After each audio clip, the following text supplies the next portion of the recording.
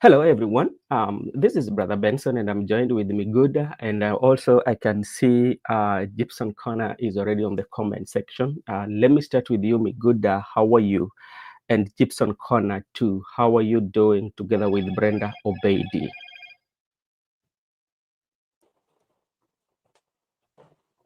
I'm doing good. Yeah. Only to also hear from you. How are you doing? I'm, How about I'm, Gipsy and Brenda? I'm managing. I cannot complain, but I'm managing for today. Um, Labda wewe sasa. I can't complain as well. Just trying to be around and also trying to get coped with the life the way it is, as we have optimistic that one day freedom will come.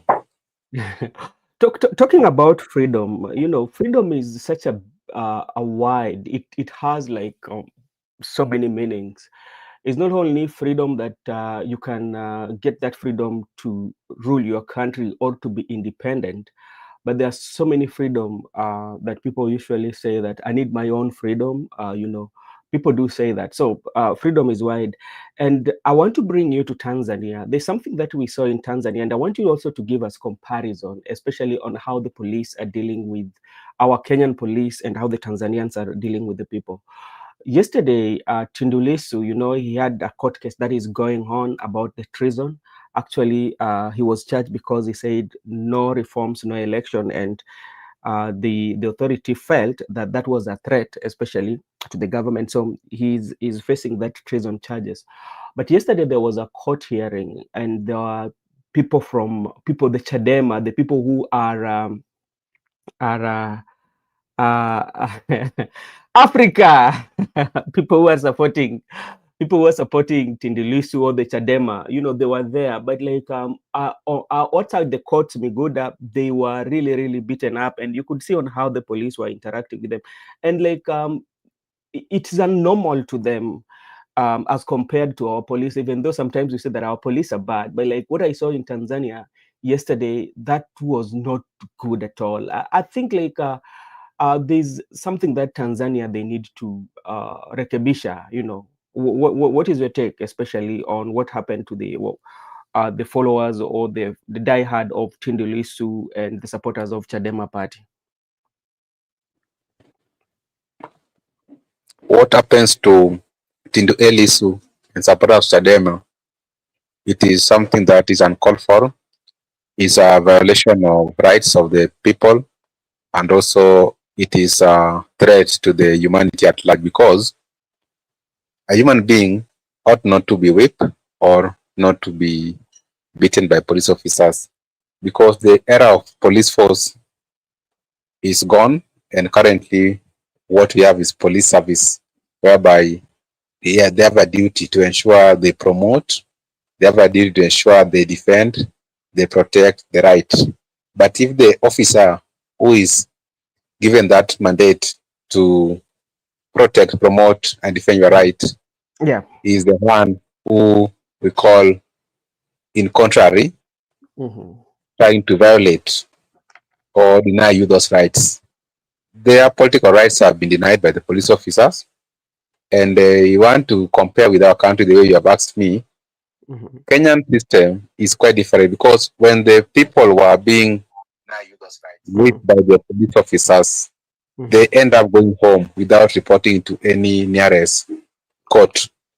But in our case, whenever a police officer assaulted me or whipped me, I have that right to initiate or to institute a court proceedings against him or her.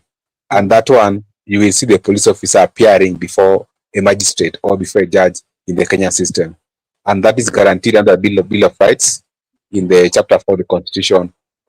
Having said that, I just Yeah. want to confirm to you that in terms of freedom, it depends the way you have said. There are people, like you can say in our case, we are free, politically freedom, Yeah. but in the Tanzanian context, there's no political freedom. But as we have the political freedom we are enjoying as a country, but we still yearn for the economical freedom, Yeah. we still yearn for the social freedom, or maybe some are still yearning for cultural freedom. But what we are yearning as a country is the economical freedom. So when I talk about freedom, Yeah. I am very precise about economical freedom as a country. Okay. When you go back, you dig back to the history and you look at Tanzania during the times of Mwalimu Julius Kambarage Nyerere.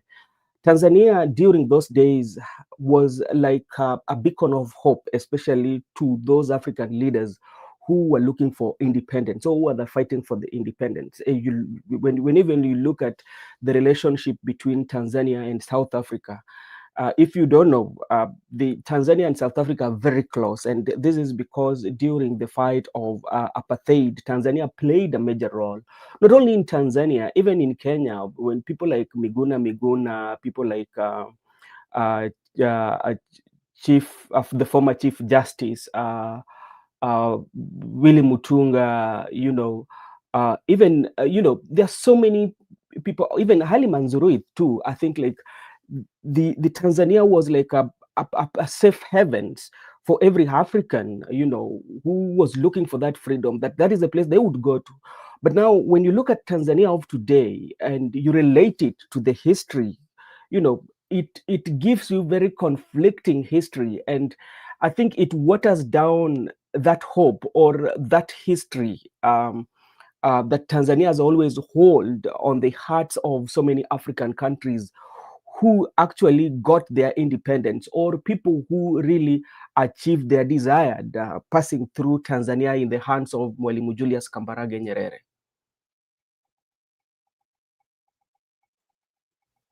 I agree with you because the intention of the late Mwalimu Julius Kabarage Nyerere was to have a Tanzania whereby people coexist peacefully, Mhm.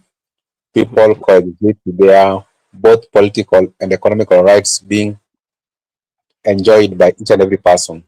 Mhm. And the people admire Tanzania by that time. And that's why today the East Mhm. African Legislative Assembly, the YALA, Yeah. was established in Tanzania.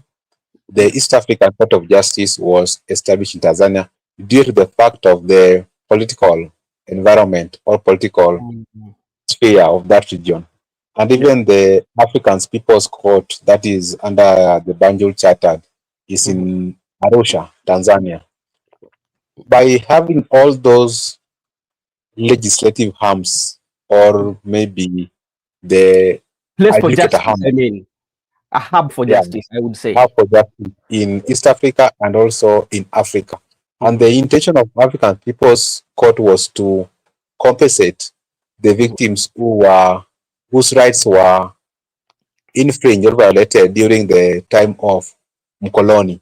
Yeah. And so Tanzania, like you have said, it was referred to as the safe havens for the African nation. Were it not for Ethiopia not being colonized, today we could have been having the headquarters of AU in Tanzania. Mhm. But with the emergence of the dynamics of politics of the time, people have tried to keep the intent of Mwalimu Nyerere. Jakaya Kikwete tried, Magufuli tried, but with the coming of Madam President, Yeah. there have been some historical events that happened in his tenure whereby it is not what people thought it was. It is something that else. Like you have talked about the issue of whipping people, denying them their political rights, and Mhm. also the issue of not deporting people, Kenyans who are going there, the issue of international relations, Yeah. and also the issue of detaining their political opponent, the Mhm. Tinduelisu, and denying them the right to contest for their seats. Those are the Mhm. things that are unprecedented in Tanzania since the Mama came to power, and also the issue of not promoting Bill of Rights. So Yeah. I believe that, from my view, Tanzania has gone back to the dark ages, and people are struggling to get back to the era of AI, whereby we are no longer in those dark ages. So I think they still have a long way to go. They should invest in their political freedom. They should Mhm. invest in their economical freedom, social and cultural. At the same time, they Mhm. should also invest in their relationship with other country, and also in terms of, I think, just economical and social rights. That's why they should invest and ensure that they fight so hard so that they can be independent in terms of politics or in terms of freedom. I remember vividly well, especially when Madam President Suluhu Hassan came into power immediately after, or she was appointed to power immediately after the death of Magufuli. And during the reign of Magufuli too, Chadema really had it. They did not have it easy way. To be precise, I think like Chadema only might had a free space during the time of Jakaya Kikwete. Those are the times, or even the time of Benjamin Mukapa. But during Magufuli too, they had issues. Remember the same Tindulisu that now we are speaking about during the administration, or during the time when Magufuli was alive. He was shot so many bullets, but he survived. He came to Kenya later. He went to Germany where he got his treated. He got treated where when I was not, if I'm not wrong. Then immediately when Magufuli died, Suluhu Hassan, the Madam President, reached out to Tindulis, where he was, and he welcoming back home. And people like Freeman Mbowe, who by then was the chairman of Chadema, were invited. People like AC Team, Zalendo, Zito Kabwe, all these people. We saw Madam Suluhu Hassan, the president, unifying the country. And people say that, okay, he's coming up with a very good leadership. But now, now we are seeing, it is quite much different. And I remember there was a young guy who we hosted here. Actually, he had a movement called Ground Movement. I don't know, yeah. And I interviewed here that young man. Now, the other time I was reading somewhere, and I saw that the young man disappeared almost like a year ago. They don't know where he is. So, and when you look at the history, the rich history that Tanzania has had, and now what is happening, whereby even like Chadema, there's nothing that Chadema can do even to hold a rally. If they do that, the security apparatus will come and, bar them from holding rallies. So how then do you say that we are a democratic country? So I think, as you said, Tanzania, I think they need to pull up their socks, because at the end of the day, even if you're doing that, hii dunia tutaiwacha. Hakuna mtu mwenye ataishi milele. Uongozi huo utaisha, kuna mtu atakuja, ataingia, itaendelea. So I think like sometimes we need to treat each other as human beings, but the way those police officers treated those wananchi of Tanzania, for those who are supporting Tindilisu, it's not good. Even the police service, the people you're beating, those are your fellow Tanzanian. You are not Tanzania. You are not more Tanzanian than them. That is what I would say. Thank you so much, Mr. Miguda, and we are here. This is what was Suluhu handed over power or elected. I thought she was to hold the presidency for the short term before the real election. Actually, I think as per the constitution of Tanzania is that when the president dies, the deputy president would take over actually with that administration to end. But right now, they're going to election in October. So what I don't know, because like they have, I don't know whether she will run for 2 terms. I don't know, Miguda. Are you well conversant with the constitution of Tanzania? Because remember, she came in as the wanaita awamu ilikuwa ya Magufuli, the Magufuli administration, and he continued with that administration. Actually, Magufuli was in last tail of his tenure, right? He died in the second term, right? When he was serving his second term.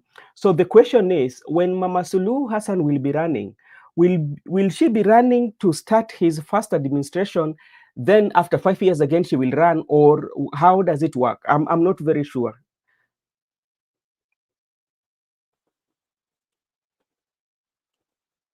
I wanted to ask you, where is God bless Wema? Have you heard where God bless Wema is? I've not heard him of late. Do you know him?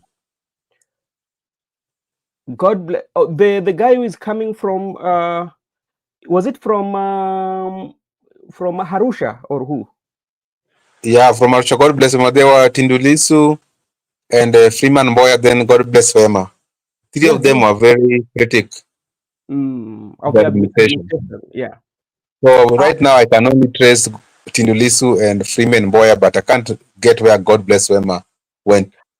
and Mboye actually is not even active in politics, so he's good. He's not very active even in Chadema. I think he has retired from politics because I don't hear of him um, talking. He's not so much popular on the social media or on the TV stations. You know. What I understand with the question you have asked me is that whenever any person can pass away or can be impeached, Yeah. there is a vacancy, then someone can assume the presidency.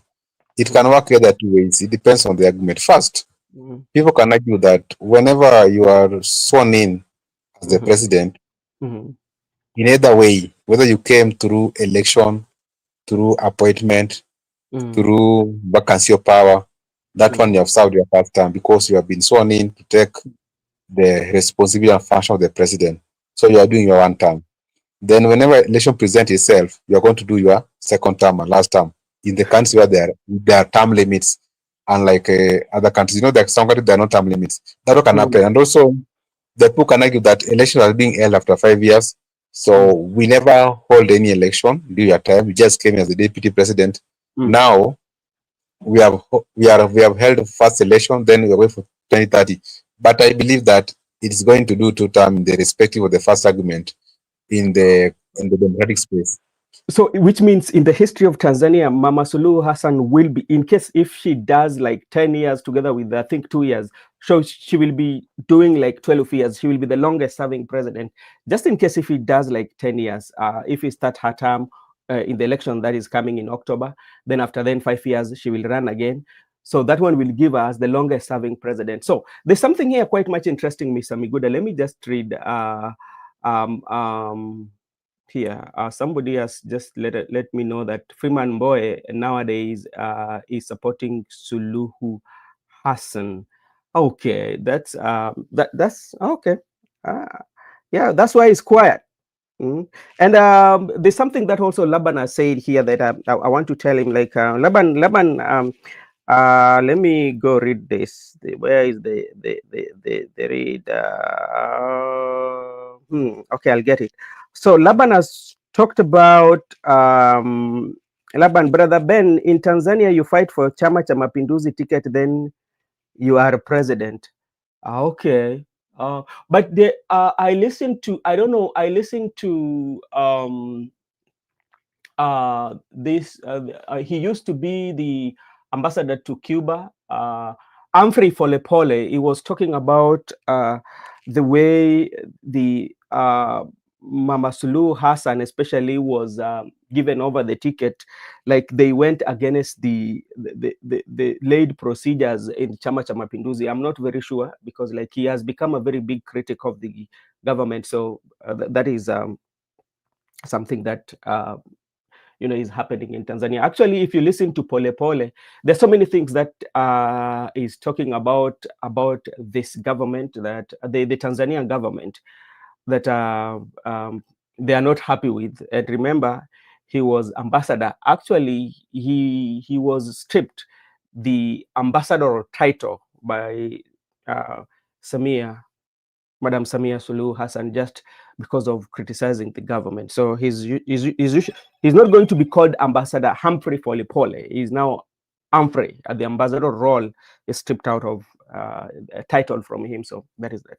Okay, thank you so much. That was a bit of Tanzania, a little bit of Tanzania. You know, they'll be having election in October. So, and I don't think like the Chadema will be filling in a candidate for presidency, even though there are some other small political parties that also have their presidential candidate, but like they do not have influence as Chadema, because Chadema maybe is the second largest political and opposition party in Tanzania. Thank you so much. Miguda, there's something also here that we are coming back to Kenya right now. Yesterday, we did not get a chance to speak about it, but we can weigh our thoughts as we are going to look at the Gachagua presidency, because we were trying to argue this about Gachagua that he can he run for presidency. But there are some clauses or some article in the constitution. Some are giving him that leeway and some are blocking him. So we are going to look into those articles and clauses so that we can see. And if it is true, that one can inform us the way now Rigathi Gachagua has decided to go on campaign mode and popularize himself by locking Mount Kenya. So, so that when when he goes to the negotiating table, he can have that upper hand amongst the united opposition to be the flag bearer of the united opposition. And because he might have looked at these articles that we will be looking at, and and might have informed him and say that, okay, you're good to go and you can give it a shot to the presidency of Kenya, so you become Rigathi the sixth, or the truth man the sixth. Thank you so much. So Miguda, yesterday, Kimani Wamatangi, who is a Kiambu governor, attended the burial of Kimani Ichung'wah father.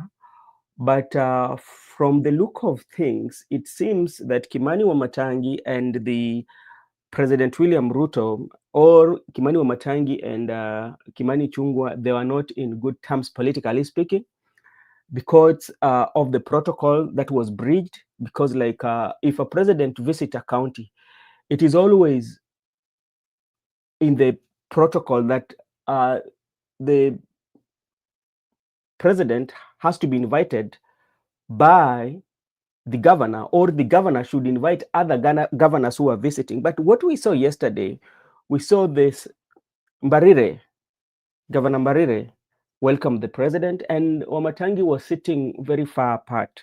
And that one communicated something about the sitting arrangement. It says that they are not in good terms with the president from the sitting arrangement alone. Or what do you think?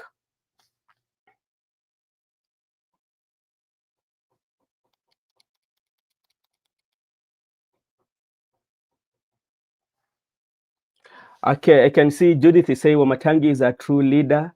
The burial was his home county. Yes, but if the burial was his home county, Judith, remember, when a head of state is visiting, even if you are having political differences and you're around, you are the person to invite the head of state. But that one did not happen. We are just looking at it. Okay, Brother Ben, the funeral.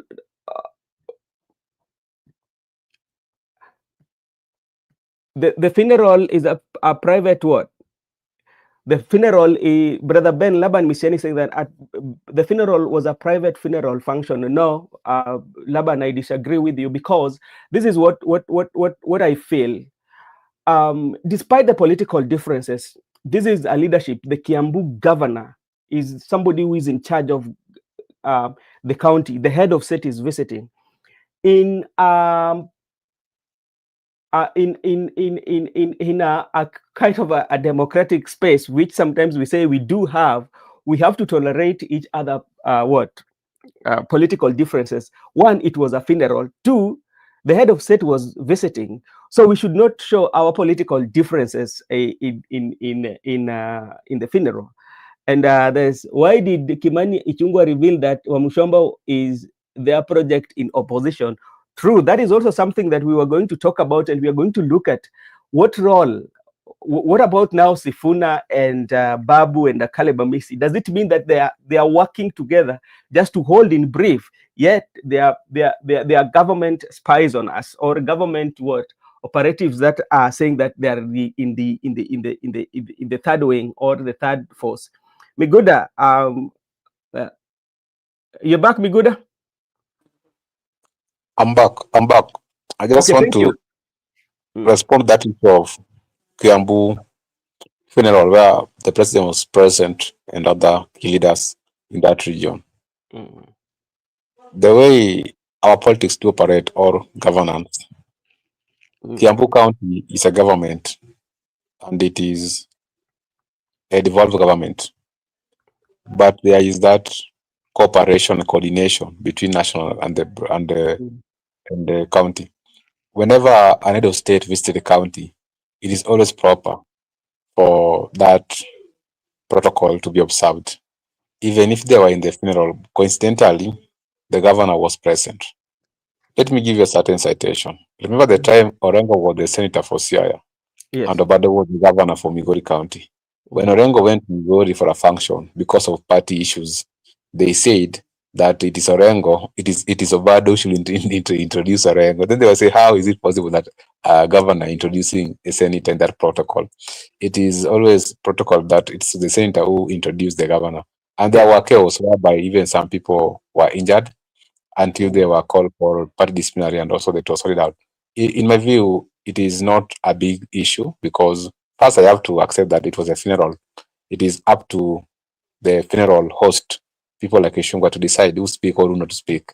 But I believe that if it was more of a state function whereby the head of state was present, deputy Mm. head of state, the speaker of the National Assembly, the both houses, prime cabinet CS was there, the internal PS was there. It's more of a state function because in the Mm. presence of all those leaders and the governor. In my view, it was not going to cause anything to make him speak, Mm. despite of the political affiliation. Mm.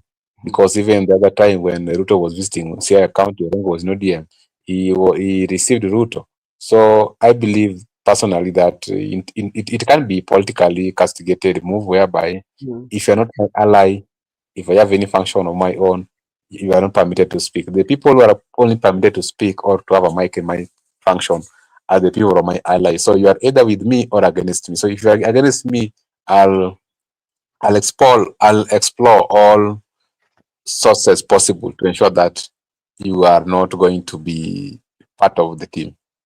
Okay, Miguda, if at all the the the president and Wamatangi, or specifically Wamatangi, I think like it could have been of good taste if he feels that, or that he was not going to be welcomed, or he was not going to be part of the presidential delegation, actually, like, to follow that constitutionalism whereby you give the president, the head of state, and he's visiting another head of government. He could have then say that, okay, I'm not going to attend the funeral, you know. So but you've given another citation about Orengo, and you remember Orengo did it. Remember, even when President William Ruto was visiting Siaya for the very first time, when there was no broad-based government, when all the leaders in that area, especially, did not welcome the president, but it's only Orengo who actually decided, or he did not decide, but he said that he's somebody who respects the rule of law. So he had to wait for the president and welcome the president in his government or in his territory. It is not wrong. So I think, like, sometimes our politicians, uh, we sometimes, when we have political differences, we tend to be so petty about them. you know so when you see Wamatangi sitting all far away, first of all, he did not welcome the president. So it gives a picture that, even though we are saying that we cherish democracy, but we don't cherish that democracy. Furthermore, this was a funeral whereby, okay, you can hide those your linen political differences and say that, okay, thank you, Mr. President, for coming, and I welcome you in my county. And you can also, there, that is the place now the president will tell you what he wants to do for you. You can tell, oh, president, I want you to build this road. I want you to build this road and build this road. Send those. But that's how politics is. Now there's this issue that also we noted it down about Wamushomba um Kimani Chungwa, what Kimani Chungwa say, that she's a spy, like, she's gathering the information from Kenya Moja, then brings it. Uh, uh, when you look at the history of Wamushomba, even during the Uhuru Muigai Kenyatta, she's one person who actually, the late people who exited, what they exited Jubilee towards the tail end.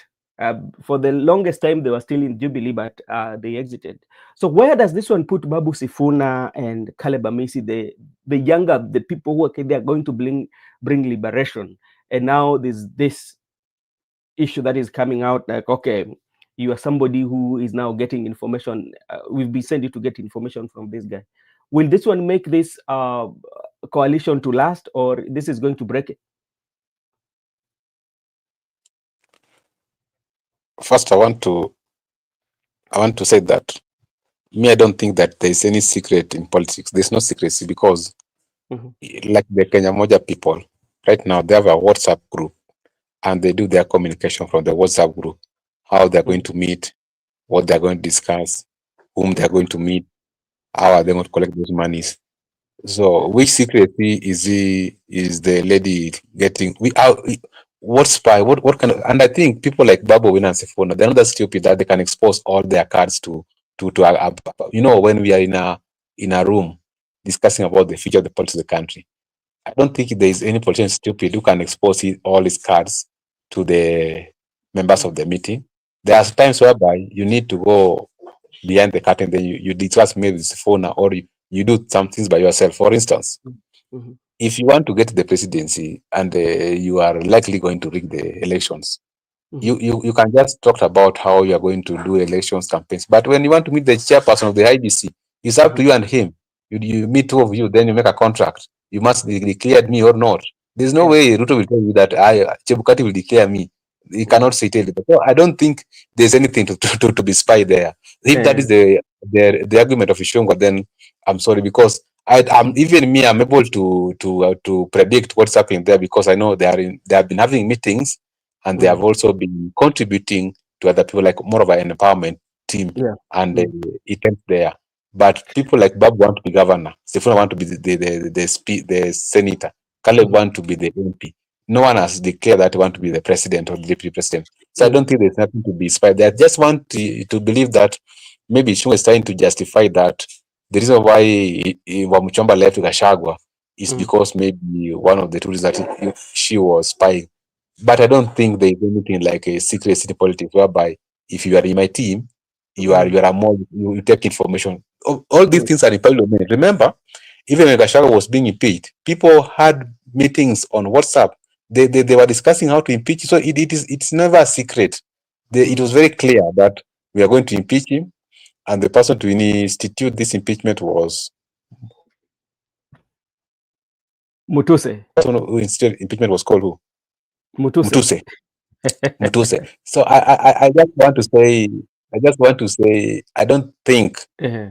that Wamushomba Mm. is acting as spy to the government, to that team. Yeah. What if, because which government? The government is broad-based government, and Sifuna is there, SG for ODM. So why can't Sifuna even spy to Raila? Or Babu to spy to Raila? Sifuna, Wamushomba is spying to who?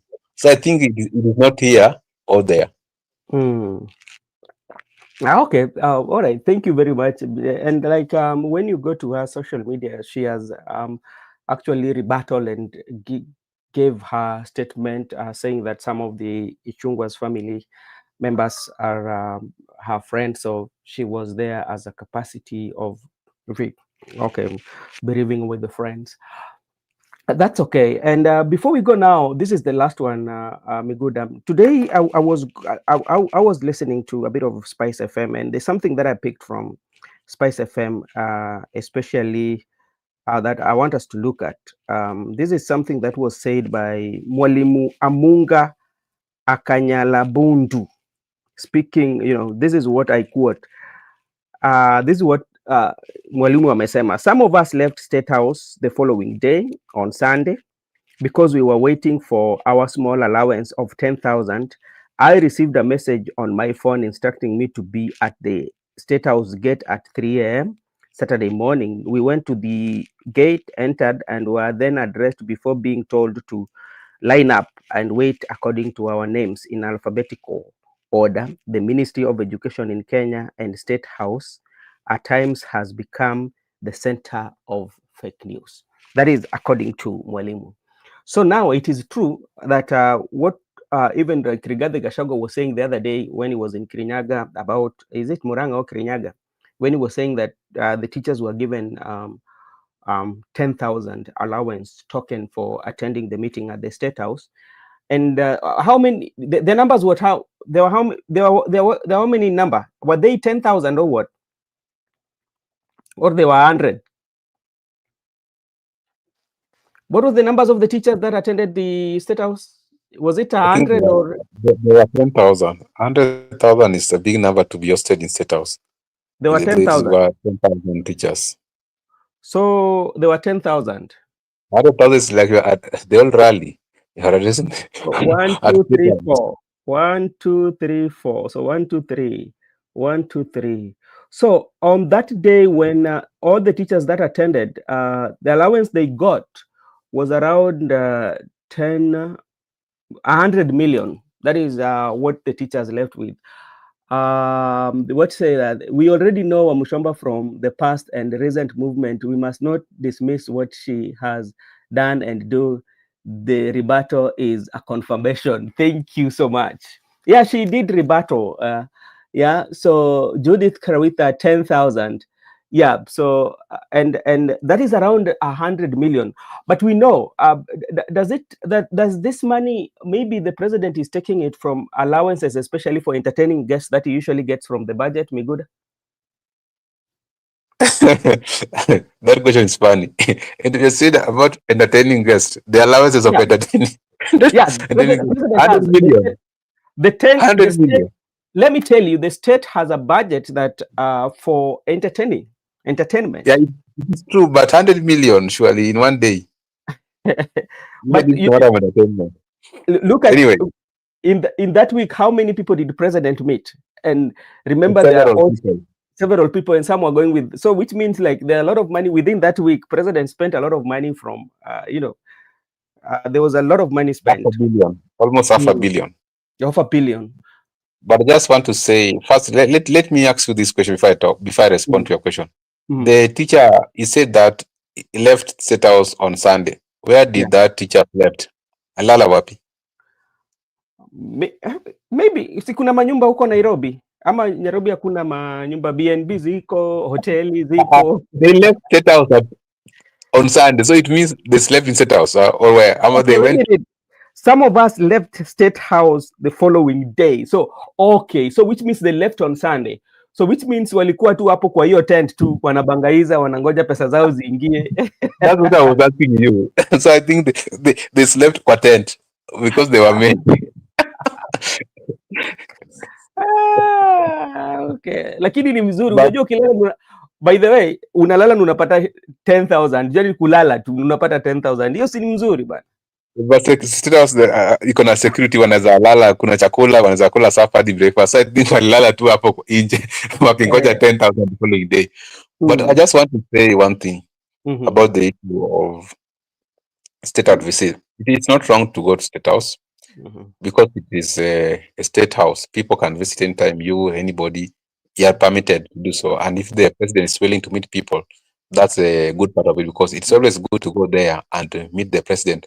Not just going there, then you find that maybe is outside the country or is somewhere busy. But if you can go there and meet him, you have a talk with him, you engage him. It's also good because you also get feedback from the people that what's happening on the ground, what about the teachers. So there is no misrepresentation of facts. You get the clear facts from the ground. That's a very good move. But the issue, and also, just I want to tell you, Brother Benson, if you have gone to State House, I think food you will get, because I think it is good. People have traveled from far. Some came from Bungoma, some came from Mombasa. So it's always good to give them food. And also, I think fare, you can also give them fare. I can say so. But if this money was intended to silence them or for corruption, I don't buy that idea. But if it's just a matter of umemtumia fare akuje tena rudi umsikize maoni yake umpatie chakula, to me that one I can just say it is good. But if it was intended to compromise them, that's where we draw the line that even if it's a matter of compromising teachers, why must you give 10,000? But if it's a matter of, we have seen people have had meetings, even we have seen them going to Mombasa, they're being given those fare, to and fro, food, accommodation. To me, that one I have no problem. But if it was intended to corrupt teachers, to understand that they are being lured to say yes to anything that's happening in the payslip, even when, because that was a representation of a few, majority of them were not there. We're not So there. they can be compromised to not to go against the taxation of Yeah. the affordable houses taxation in the payslip, that Mm-hmm. one could be done. But it's a matter of just engaging the teachers of the Kenyan, knowing their Mm-hmm. feedback, and also understanding their stature, and having new proposals, and also decide to actually allocate some funds in the budget. That to Mm-hmm. me is just okay. That one's very much okay. Okay, I support you on that, but you know where now the majority of Kenya are finding that departure is how the transaction is taking place. That everybody who visits, at least there's a price tag for you visiting. How does that one sit, especially with the public, knowing very well that we have some other areas where we are struggling as a country, talking about things to do with education, we find that there's the problem or with funding. We have things to do with the medical health. We have people who are signing memorandum of understanding on how they should be paid. You know, we have like challenges that we are going through, but like you find like when you go to state house, you have this price tag that comes with it.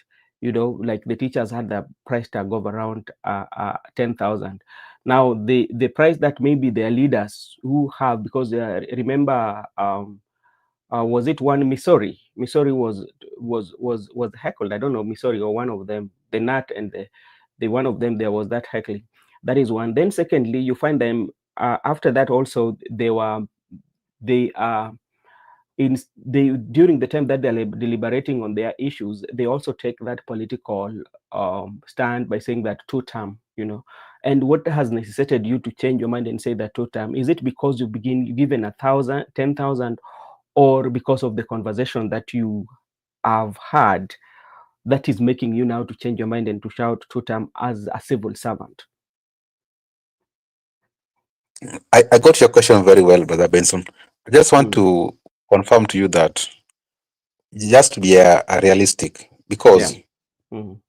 if you visit State House, even the other time you saw those young men from Kibra at Bunge la Mm. Wananchi visit State House, Yeah. they were given food and Mm. also they were given 2 Ks each. To me, I think it's just like fair from the estate to State House to Mm. your estate. But it Mm. should not compromise you that once you have been given. I like there was a team who met route in State House. Then Mm. for some day they went to Amunyoro, the same faces. So it's like, but let me tell you, if you Mm. meet these people, Mm. they will give you cash. Me, Mm. I've met some people, like for example, when you are in the premises of parliament and Yeah. you move across, even the time they were not in Bunge Tower, they were in the KICC. If you Mm. move to those offices, those MPs will give you money. And even if you move to people like Kindiki, I Mm. remember there was a time we met Milia Diambo Mabona. Mm. Nabona. He gave us 2 Ks each. There was a Mm. time we met Leto Ngondo Were, gave us 3 Ks each. There was a time also we met Mbadi, John Mbadi, when he was the minority. He gave us Mm. nothing. He Mm. gave us nothing. And we met him, we met him twice. We were saying he's stingy. He never gave us anything twice. So he gave us Mm. nothing. And Mm. also the person who has gave us much, which I can say, was Mm. Kindiki. But that time Mm. he was the speaker of the Senate, deputy speaker. He Mm. gave us 10K each people. What I'm trying to say is that we never went there for tokens, Yeah. because Mm. we that 2K we had, even if 3K we have, even Mm. 1K, Junet gave us 1,000. There was Mm. some Junet Mohammed gave us 1,000, but Mbari gave us nothing. So I'm trying to say, Mm. you as a young person or as someone who is in the civil servant, you Mm. might visit these offices because you are not denied entrance, and also you might be looking for job opportunities. For instance, Mm. if you go to those offices, maybe you want job opportunities, or maybe Mm. you want promotion, or maybe you want to state your issues to be Mm. taken through bill making process into Mm. parliament. You have a duty to go to those offices, like what I told about Badi.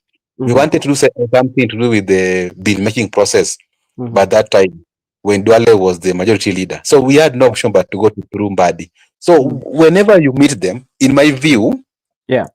they can sometimes wakupatie ile ya in case yani ile ya niseme chai kidogo ya kwamba because you are here and because I'm the state officer, you have come to my office and you are a Kenyan, take this one. So to me, I just want to take Okay, okay, that okay, angle that okay, okay. Me these good teachers, now. Uh-huh.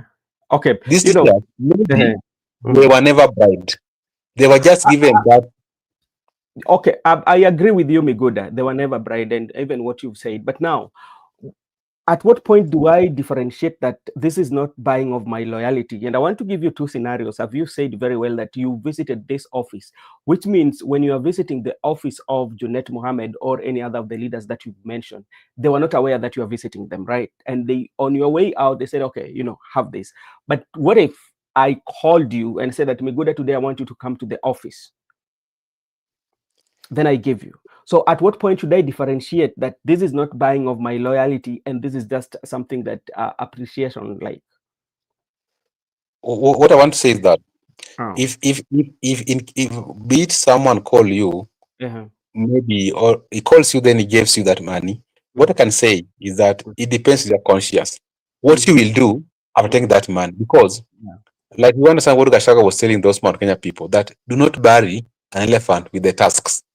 Just ensure that you remove the tusk because they are money, then you buy the elephant. So what he was trying to say, if you get opportunity to get that money, get it fast. Then what you will do after, we time your question. Because let me, Brother Benson, as you were taught one thing, that whenever someone gives you money, don't take that back, don't take that money back to that person.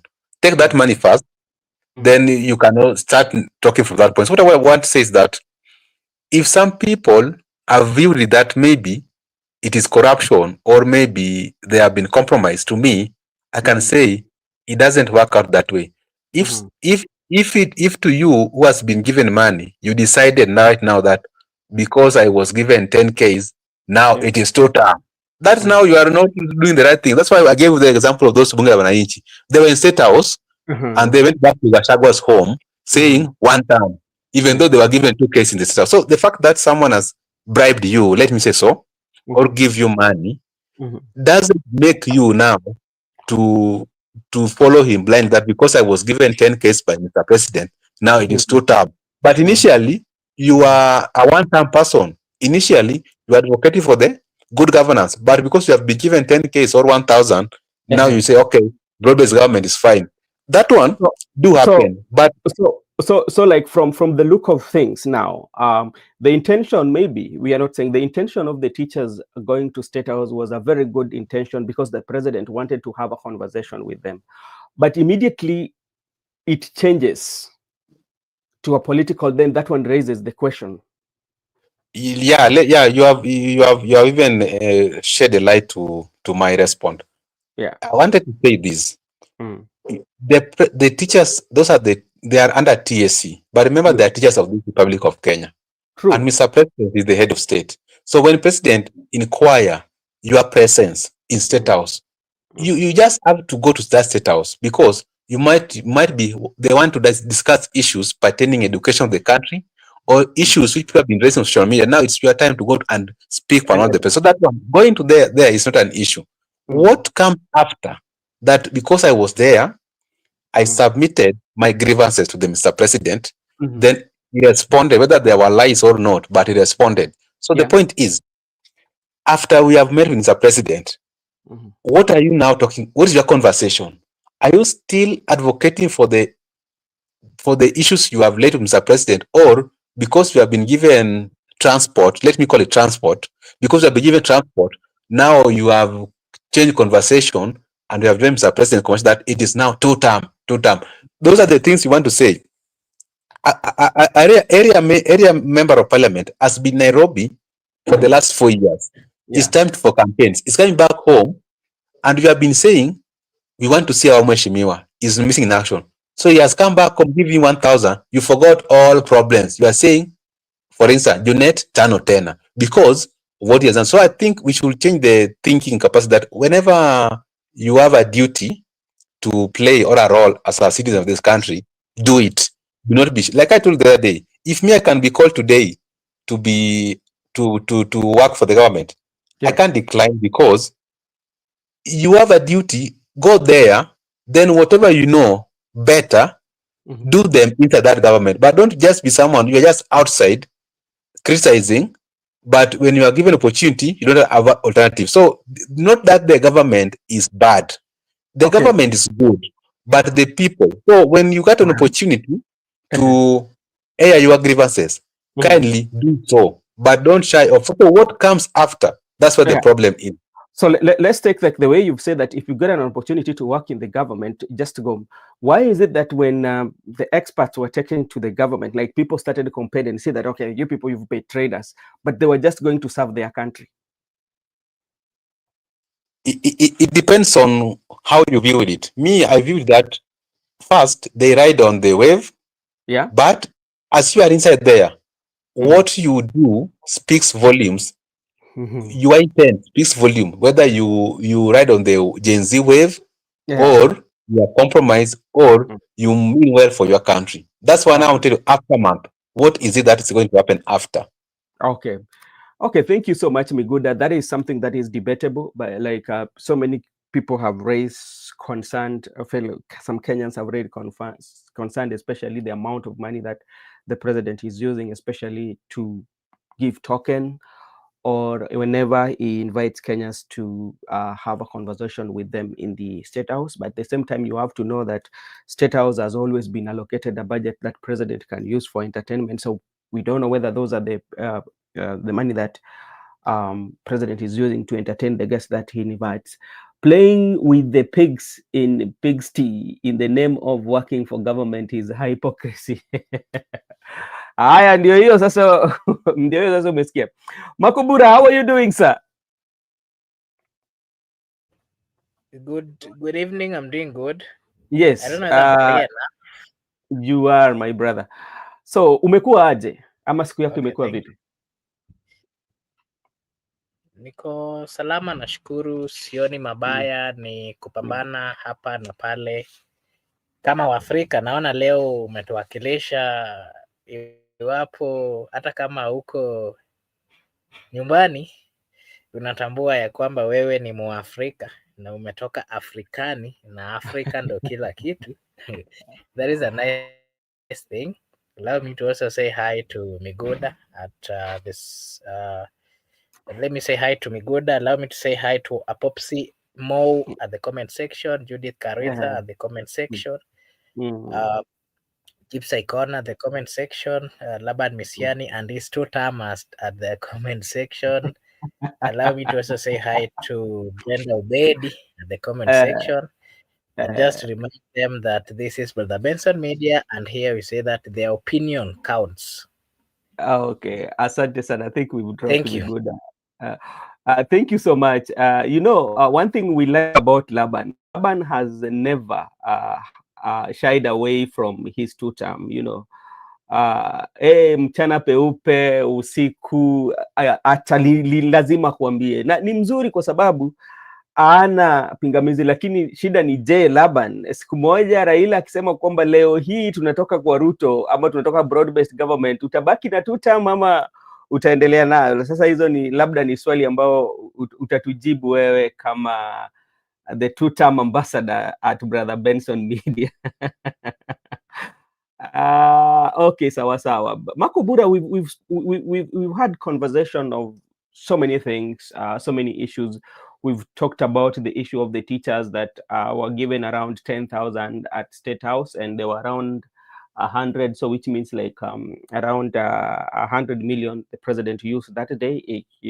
Actually, the 10,000 was confirmed with one of the teachers who was having a conversation in one of the FM stations today in the morning. Yeah, we've also spoke about the burial of Kimani Ichung'wah's father, where Wamatangi, being he was the head of the Kiambu government, did not welcome the president, and we are seeing that one sent a signal, especially in the politics. Maybe the Kiambu government and the national government are not in good terms politically. That also, we also spoke about the Wamushomba, especially what Kimani Ichung'wah said.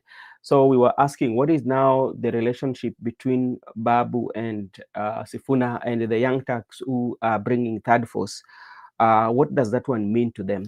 But now, what we want to discuss, and we want to discuss about the Rigathi Gachagua, because Rigathi Gachagua during the weekend had a very successful rally, and the majority of his rallies that he did that weekend, he declared to run for the presidency, especially for the 2027. Me and you know very well that Rigathi Gachagua was impeached. But now we have to go and look at the constitution, and what does the constitution say about Rigathi Gachagua? Can he really run, or he's just warming him up or keeping his political opponents busy for something to talk about? Because, like you are a witness, Rigathi Gachagua for the last weekend, he has been saying that Wakenya, amaomba Wakenya wamuunge mkono, na is the only person who can take Ruto home. And that is what he said. But what does the constitution say? So maybe as we still wait for Miguda to come in, because like I want to engage Miguda on the clauses and articles of the constitution and what does it say, and what does that one mean to Rigathi Gachagua? Because like we've always talked about here and say that Rigathi Gachagua was impeached, which is true, but does he have gray areas in the constitution that he can exploit, then become the president? So that is what we want to discuss. Maybe you can mention, maybe if you have something to share with us, then we will be glad.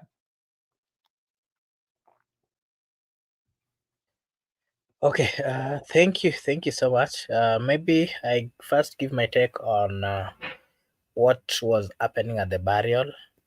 I think the member of parliament of Kikuyu, Kimani Shungwa, he lost his father, and just like what we've always seen, whenever a politician dies, whenever their relative died, whenever their close relative or friend die, what we've always seen is a high heated politics.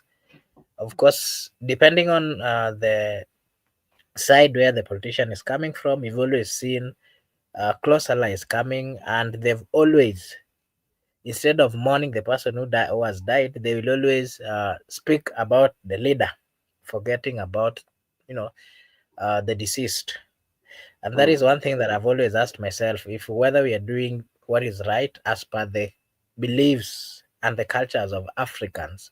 I Mm-hmm. think we are supposed to respect the dead. We are supposed to ensure that if they are gone, we, Mm-hmm. in a humble way and in a Mm-hmm. peaceful way, in a respectful way, we celebrate their life in a dignified way. But it's so unfortunate that today, the kind of politics that is being played during actually burials have today been changed into political rallies. And I think the political class has learned that they can get a huge or a high multitude, I mean, a multitude of people in such kind of gatherings. To me, I'm really against that. I believe that whenever someone has passed, they need to be given a decent a barrier that is concentrated on the demise of that particular person, but not one that is changed into a political uh, campaign or a political arena. To me, that is not something good, and it's one of those things that we really need to look into as a people. We need to call the people out and tell them that they are, they're not respecting the values of Africans.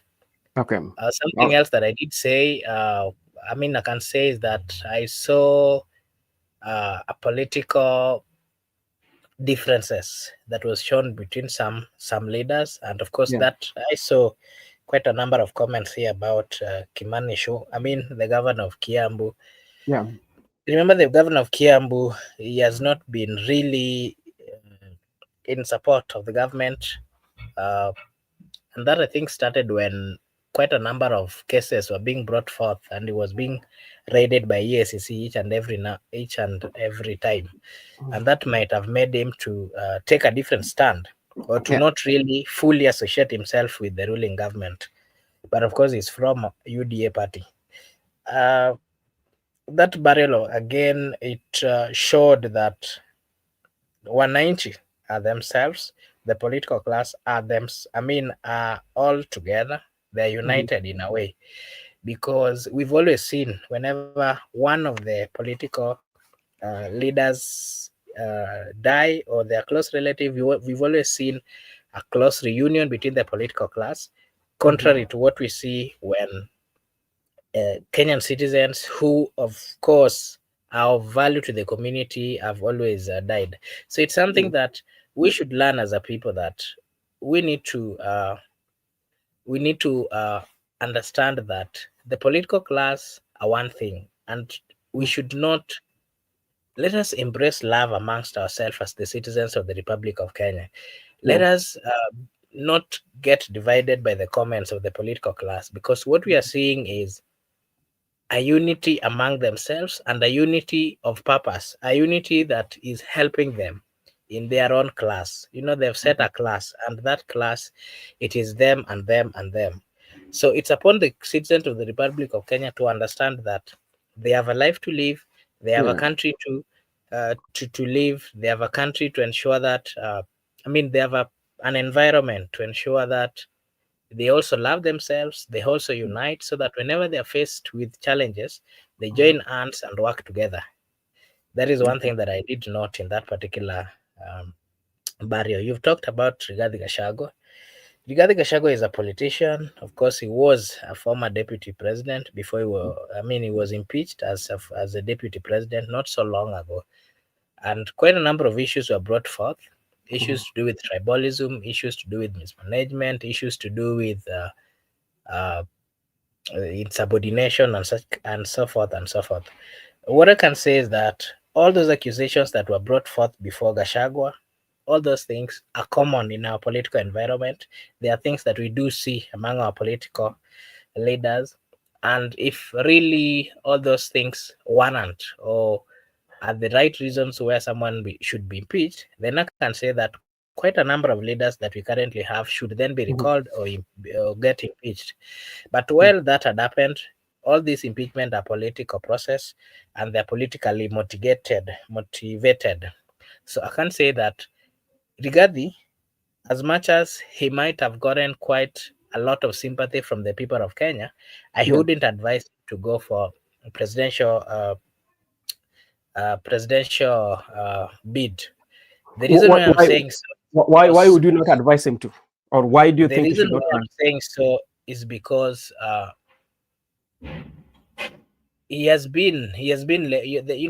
are quite a number of things that he's been labeled, being Mm. tribal and all those things, of which, truth be told, we are not saying that there are other perfect politicians, or Ruto is perfect in that Mm. department, or Yeah. anybody else Mhm. among the politicians that we see are perfect in that area. Mm. But the narrative that is in the minds of the people of Kenya, and if Mm. Rigathi Gachagua, in his own interest, really wants to participate in solving the Mhm. problems of this republic, then he should support somebody to come and bring the changes that he think he can Mhm. bring. The reason why I'm saying he's not the right candidate is because, one, he just left. He was just impeached the other day. He has Yeah. not cleared himself of the issues that he was accused Yeah. of which he himself has no authority, but the courts has the authority to do so. Mhm. Something else is the comments that is always brought forth are Mhm. comments which are not uniting, Mhm. so to say.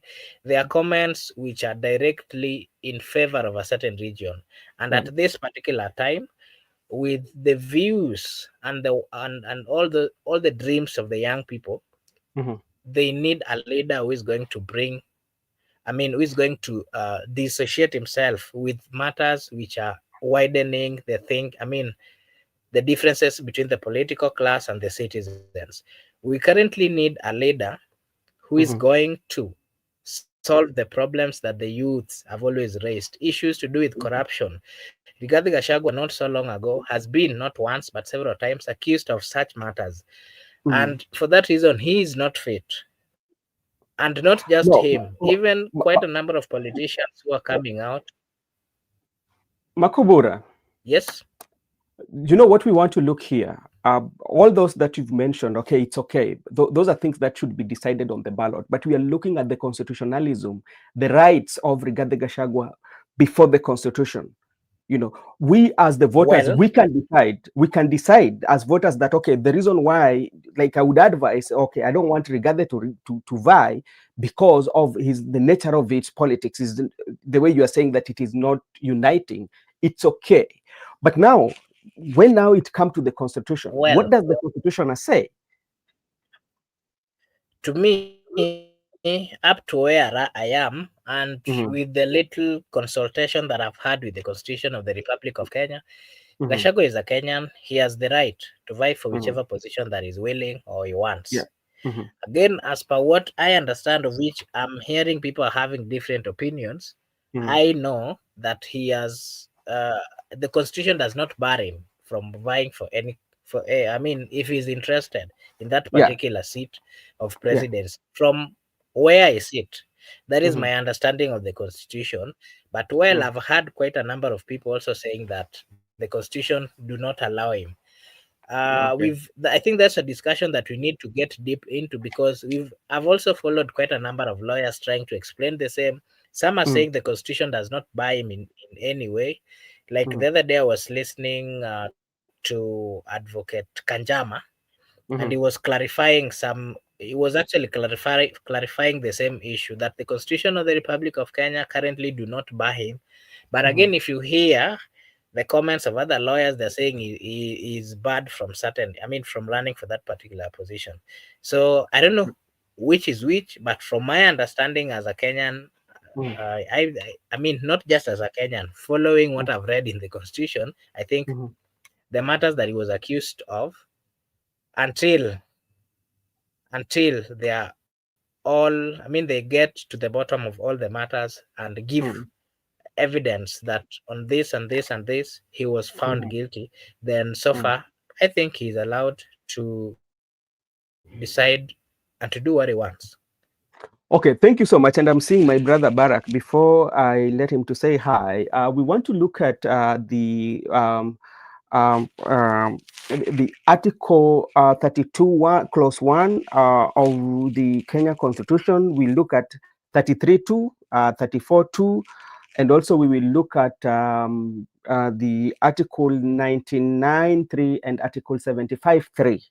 And we want to know what are these articles actually are saying, especially that concerns Rigathi Gachagua, despite the fact that, okay, people have opinion on the nature of his politics and the kind of politics that he's doing. We can have our opinion and say that we don't feel that you do not fit to run for presidency.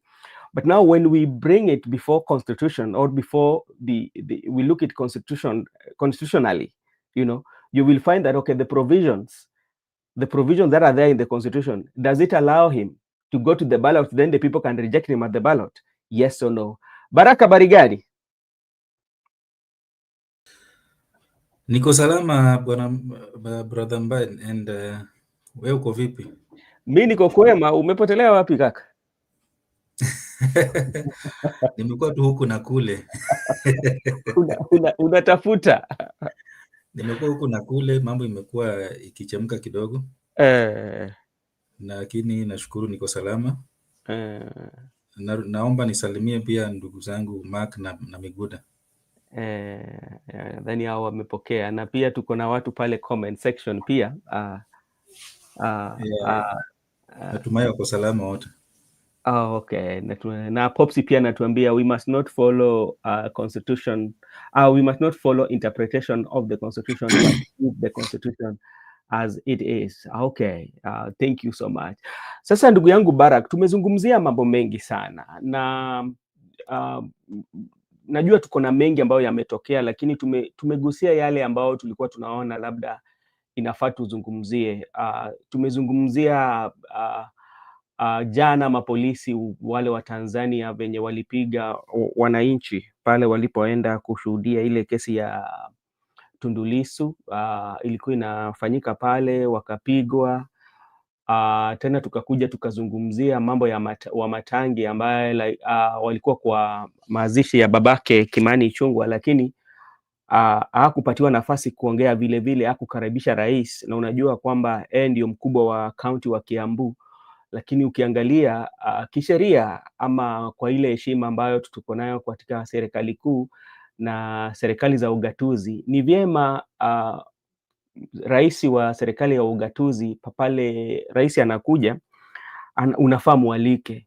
Nakumbuka wakati ambapo hatukukuwa na broad based government, Orengo alialika rais, ingawaje chama chake kwa wakati huo hawakukuwa na uhusiano bora na rais, lakini yeye alifanya kile jambo ambayo labda sheria inamtaka yeye mwenyewe mtu kama Orengo afanye kama rais wa ugatuzi ama jimbo lilo.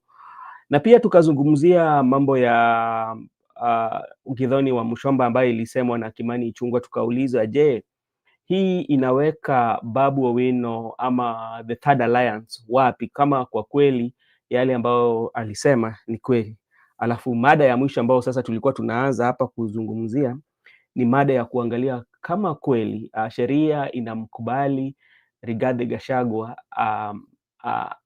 aitetee ama akuwe kama mgombea wa rais ifikapo mwaka 27, kwa sababu kwa wikendi ambayo imepita tunaweza sema kwamba alikuwa na siku mzuri, kwa sababu alipata kuhutubia wale wafuasi wake, na katika jambo ambalo ilikuwa kuu katika kuhutubia kwake ilikuwa kwamba mimi lazima ni kuwe mgombea wa rais, na mimi ndo niko na mamlaka ama mimi ndo niko na uwezo wa kupeleka rais wa saizi ama rais wa sasa, Mheshimiwa Rais William Samoei Ruto.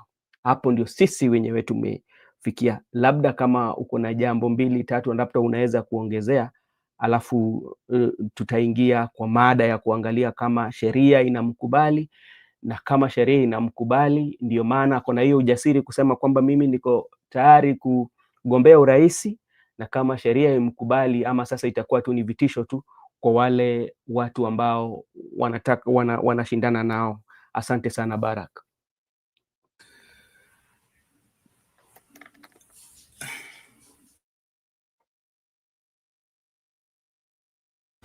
Well, asante. Unanisikia vizuri sana baba kakangu? Well, asante sana kwa hayo masuala ambayo mnajadilia, masuala mazuri kwa sababu yanaathiri hali ya kisiasa ama hali ya uongozi katika nchi ya Kenya na nchi yetu jirani. Nitaguzia tu kidogo mambo ya Tanzania. Tanzania wako kwa dunia yao, ile mambo ambayo inafanyika huko it's unimaginable that inafanyika hapa. So unajua hii uchaguzi ambao uko huko mwezi ujao, tayari ni iko wazi ya kwamba Rais Mama Samia Suluhu anaenda kupata tamu yake, muhula wake wa pili, lakini unajua CCM wanataka kufagia viti vyote, hawataki upinzani uwe na sauti hata kidogo. Kwa hivyo tunaweza tukasema ya kwamba kule Tanzania hakuna kitu ambayo inaitwa utawala wa vyama mingi vya kisiasa kama hapa Kenya ambao tunasema tuko na multi-party democracy. Tanzania ni CCM, na kama wewe si wa CCM utapigwa, utafanywa kila jambo ili uweze hata ukupata tu ubunge peke yake ukose kupata. Na Mama Samia alijifunza hili kutoka kwa aliyekuwa rais marehemu John Pombe Magufuli, kwa sababu wakati wa Jakaya Kikwete afadhali chama cha Chadema kilikuwa kinapata viti hafifu, hata kama nilikuwa 10-20 ilikuwa at least inaoleta ile picha ya kuwa na upinzani Tanzania. Lakini tangu aliyekuwa rais John Pombe Magufuli achukue hatamu za uongozi kule, alihakikisha kwamba anakimaliza kile chama cha upinzani kabisa. Na uchaguzi wa mwaka wa 2020 ndio ilikuwa ni hafla ya mazishi ya Chadema, kwa sababu walipata tu kiti moja peke yake cha ubunge katika bunge la zaidi ya wawakilishi karibu 300. Na hiyo hata huyo mmoja alichaguliwa alikuwa mama, na alikuwa bado ni anaegemea upande wa CCM. So ni kana kwamba Chadema akikuwa na mwakilishi wote kule. Kwa hivyo Mama Samia anataka tu kuendeleza anataka kuendeleza hiyo kutoka kwa mtangulizi wake John Pombe Magufuli. Kwa hivyo hayo hata sioni kama ni la kustaajabisha, kwa sababu Watanzania umezoea hii maneno na watu wako tu sawa. Ndio maana ukiona mikutano yake inajaa kweli, na wanataka sana Zid arudi kwa mhula wake wa pili, na licha ya kwamba unyanyasaji wa haki za kibinadamu unaendelea na hata dhuluma dhidi ya demokrasia kule Tanzania inaendelea, lakini wanaraia wako tu sawa na wako tayari kumkaribisha uongozi wake wa mhula wa pili. Na kurudi nyumbani ilikuwa ni jambo la kuhuzunisha sana kuona kwamba kwa mazishi ya baba yake mbunge wa Kikuyu Kimani Ichung'wah,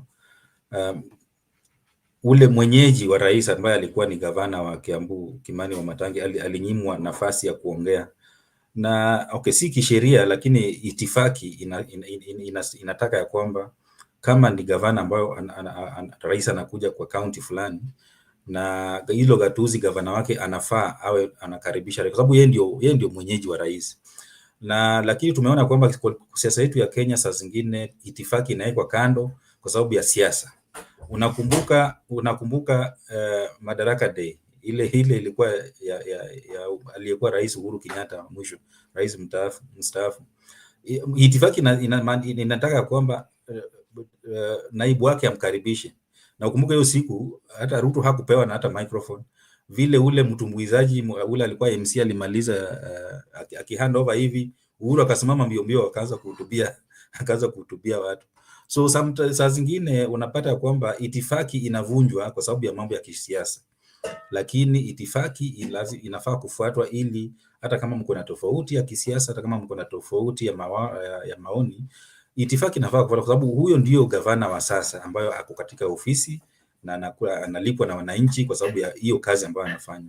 Kwa hivyo kama rais anatembea mahali, hata kama kuna tofauti ya kisiasa kati ya chama ama iwe ni kati ya viongozi ambao ni wamechaguliwa katika gatuzi hilo, ni vyema waruhusu kila mtu afanye kazi yake kulingana na itifaki, ili pia iweze kuleta ile unajua rais anasema kila mahali kwamba nia yake ni kuunganisha taifa ikuwe kitu kimoja, makabila, majamii zote zikuwe kitu kimoja, lakini saa zingine anatenda kinyume ya yale ambayo anajaribu kusema, kwa sababu huwezi enda kwa kaunti moja na unasema ya kwamba unataka nia yako ni kuunganisha watu, na wakati huo unahujumu kiongozi ambaye amechaguliwa katika gatuzi hilo. So ni kama anahubiri maji na huku anakunywa divai kisiri. Kwa hivyo haikuwa jambo nzuri, na kwanza nilikuwa ni katika hafla ya mazishi. Unajua hafla ya mazishi sio mahali ambayo watu wanafaa kuwa wanaonyesha tofauti zao wazi.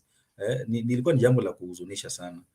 Kwa hivyo ni jambo la kusikia, lakini Kenya kwa sababu ya siasa inafanya mambo, watu wanafanya mambo ambayo ni ya kuhuzunisha sana, lakini ni kwa sababu ni viongozi wamechaguliwa, nasema okay, wacha tuwapatie nafasi wamalize muhula wao, lakini tukienda kwa debe, either tutawabadilisha ama wataendelea kupata muhula wa pili. Na mambo ya Gachagua pia nimeona mmeongelea, na ukiangalia mambo ya Gachagua tunajaribu kuangalia historia inasemaje. Unaangalia kwamba unajua impeachment. Kuna viongozi wawili ambao wamekuwa impeached katika nchi hii, na mmoja wao ni Mike Sonko, alikuwa impeached kama governor. Na pia huyu wa Kiambu alikuwa anaitwa baba yao Ferdinand Waititu. Na unakumbuka ya kwamba ile uchaguzi uliopita mwaka wa 2022 Sonko alikuwa ametangaza nia ya kuwania ugavana kule Mombasa. Na kesi ilienda mpaka katika koti ya upeo kule Supreme Court. Na walitoa uamuzi ya kwamba kama umeondolewa kwa ofisi katika njia ya kuwa impeached, hauwezi tena ukawania kiti ya umma. Na unakumbuka hata vile Ruto pia alichagua tena, so hiyo ilifanya Sonko akawacha kuwania hiyo mambo yake ikaisha hivyo. Alipoenda kule tumbo joto, alikuwa amefanya watu wa ODM walikuwa na tumbo joto kule Mombasa, kwa sababu alikuwa na ufuasi mkubwa sana kule Mombasa. Na akatangaza kwamba pia yeye mama yake alizikwa kule Mombasa. Unakumbuka kwa wakati huo uchaguzi akaenda kwa kaburi fulani akasema hapa ndio mama alizikwa hapa. Siasa bwana, hiyo siasa sasa. Yeah. So unakumbuka pia vile Ruto alipata kiti, alipatia Waititu kiti fulani. So ilikuwa aongoze board fulani kama mwenyekiti. Watu walienda kotini na ikasemekana kwa sababu aliondolewa kwa ofisi kwa njia ya impeachment, hawezi akashikilia kiti ya umma tena. Kwa hivyo haya ni mambo ambayo yamekuwa na tunaona from the history. So ile kitu ambayo inapatia Mheshimiwa Gachagua na matumaini ni kwamba bado kesi yake iko kotini, ambayo alikuwa anapinga ile njia ambayo aliondolewa na ofisi. So matumaini yake yako kwenye mikono ya mahakama. So ni mahakama inaweza tu tangaza kwamba aliondolewa kwa ofisi kwa njia ambayo si halali, kwa hivyo anastahili kufanya nini? Na mahakama ikisema hivyo, Mheshimiwa Gachagua atakuwa na haki ya kikatiba kuwania. Lakini mahakama ikisema kwamba bunge ilifuata kanuni zake na ikafuata njia halali kumwondoa ofisini, basi safari yake ya kisiasa ya kutaka kushikilia kiti ya umma itafika hapo. Lakini pia yeye anajua hivyo, anajua hayo ndio mambo ambayo yako katika katiba. Lakini ile kitu ambayo anafanya saa hizi, anajaribu kujenga nguvu zake yani he's building his capacity politically. Sababu anajua kwamba pale katika muungano wa upinzani hamna mtu ambayo anaweza kuwa mobilizer kama yeye, mtu ambaye anaweza sisimua watu, mtu ambaye anaweza jaribu kuchangamsha Kenya kisiasa, kwa sababu hata ile alikuwa kule ng'ambo, uliona Kenya ilitulia sana mpaka watu wakasahau kwamba kuna na msisimko wa kisiasa. Lakini amerudi, unaona ameanza kulikuwa na mikutano ambayo inavutia watu wengi sana, na katika hizo mkutano unasikia kuna wanachangamsha sana nchi kwa mambo ya kisiasa. Na mpaka saa hizi watu wanaanza kuongea, alisema nataka kuwa rais. Sasa hata mawakili wanakuja wanaanza kusema sijui anaweza simama, mwingine anasema hawezi simama, mwingine anasema anaweza simama. So hiyo inaonyesha kwamba he is now a force to reckon with within the Kenyan politics, and that is what he really wants. He wants to make himself a force to reckon with, so that even if he's denied an opportunity to vie because of the being impeached, he will have a political party that will have so many members of parliament that will give him a bargaining power, even with the president who will be elected in 2022. And he can even be someone who will ensure that either Ruto gets the second term, or even his government his government after 2027 election will have an easy time in parliament or not, because if you control over 80 members of parliament, at least the president must look for you and have a talk with you so that he can have an easy time in parliament. Okay, asante sana Barak, umetupatia mchuzi naweza sema kisiasa, jambo ambalo labda sisi wenyewe wakati ambao tulikuwa tunazungumza tukuangalia sana tuliangalia tu mambo ya kisiasa na tukuangalia historia ya tuseme kwamba hata broad based government, kwa sababu jambo la kwanza ambao broad based walisema kwamba wanataka kuunganisha nchi, lakini unapata kuwa kama wanaunganisha nchi, wanaunganisha tu nchi kwa wale ambao siasa zao zinaendana, ama wale ambao wamekuwa marafiki, na wale ambao wanakani hawapatani na nyinyi kisiasa, unapata kwamba hapo mnapata hata kuongea, hata kusalimiana ama hawawezi. Hiyo inakwambia kwamba siasa zetu zimejawa na unafiki. Unajua unafiki si za ukweli, unaona, kwa sababu kama tunaunganisha nchi, inamaanisha kama yule hata adui yake ambao wewe mpendi, itabidi mpate njia badala ya kuzungumza ili tuunganishe. Hata kama tunatofautiana kisiasa, tutazungumza. Ya pili pia unapata kwamba tulikuwa katika mazishi, na tukiwa katika mazishi ni kweli, unajua wakati ambapo unaweza kuja kusema kwamba huyu jamaa hata kweli ni adui yangu, lakini wakati ambapo nilikuwa napitia magumu, nilimuona kuja kunifariji, ni jambo muhimu sana. Lakini unapata kwamba siasa inafanya vitu kama hizo, hatuwezi kuwa nayo. So inamaanisha sisi ni funzo kubwa sisi kwetu kama wale ambao wanapiga kura, tusiwe hivyo. Hata tukiwa tuko na hao wanasiasa ambao sisi tunawashabikia, tukipatikana na shida ama mtu amekuja kukufariji, usikose kumsalimia, hata usikose kumpatia chakula tu kwa sababu labda tunamuna tofautiana kisiasa. Hapana. Asante sana ndugu Barak. Mimi kwa saizi ndawachia ndugu yangu Mako Bura aendeleshe kipindi, kwa sababu naona kama muda wangu imeyoyoma. Wacha nichukue nafasi hii kusalimia Yaga Asili TV. Asante sana kuungana na sisi, na tutajadili, najua mko hapa mtajadili vizuri. Miguda atatupatia ufafanuzi sana sana tukikuja pale article 75, article 93. What does it say constitutionally? Constitutionally, what does the law requires? Does the constitution bar him? Barak, also, thank you so much. Makobura, thank you so much. Miguda, also, thank you so much. To everyone who is watching, this is Brother Benson.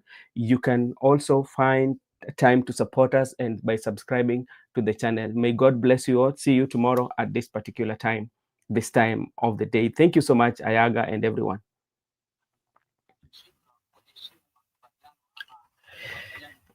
Okay, thank you so much, Brother Ben, for leading us through. And now that you've left, allow me to take this opportunity to proceed. Miguda, hata mimi nimekuja late kidogo, so sikujua mliongelelea nini pale mbele, lakini acha kwanza nichukue hii nafasi niulize ndugu yangu Barak. Kuna there's a looming strike that is coming. And I remember the lecturers union did say that they will I think it's today if I'm not wrong. Yeah, leo usiku watasitisha rasmi shughuli zao. And that brings me to this question, Mr. Barak. What do you think about the unions and the consistent CBAs or CBOs that they've always had with the government? And, most of the time the government has not honored the agreements. Why do you think there has been that, I don't know whether to say lack of truthfulness in matters of those kind of agreements? And, this is something that is really affecting the people of Kenya, affecting, of course, the people in those departments, whether it's students.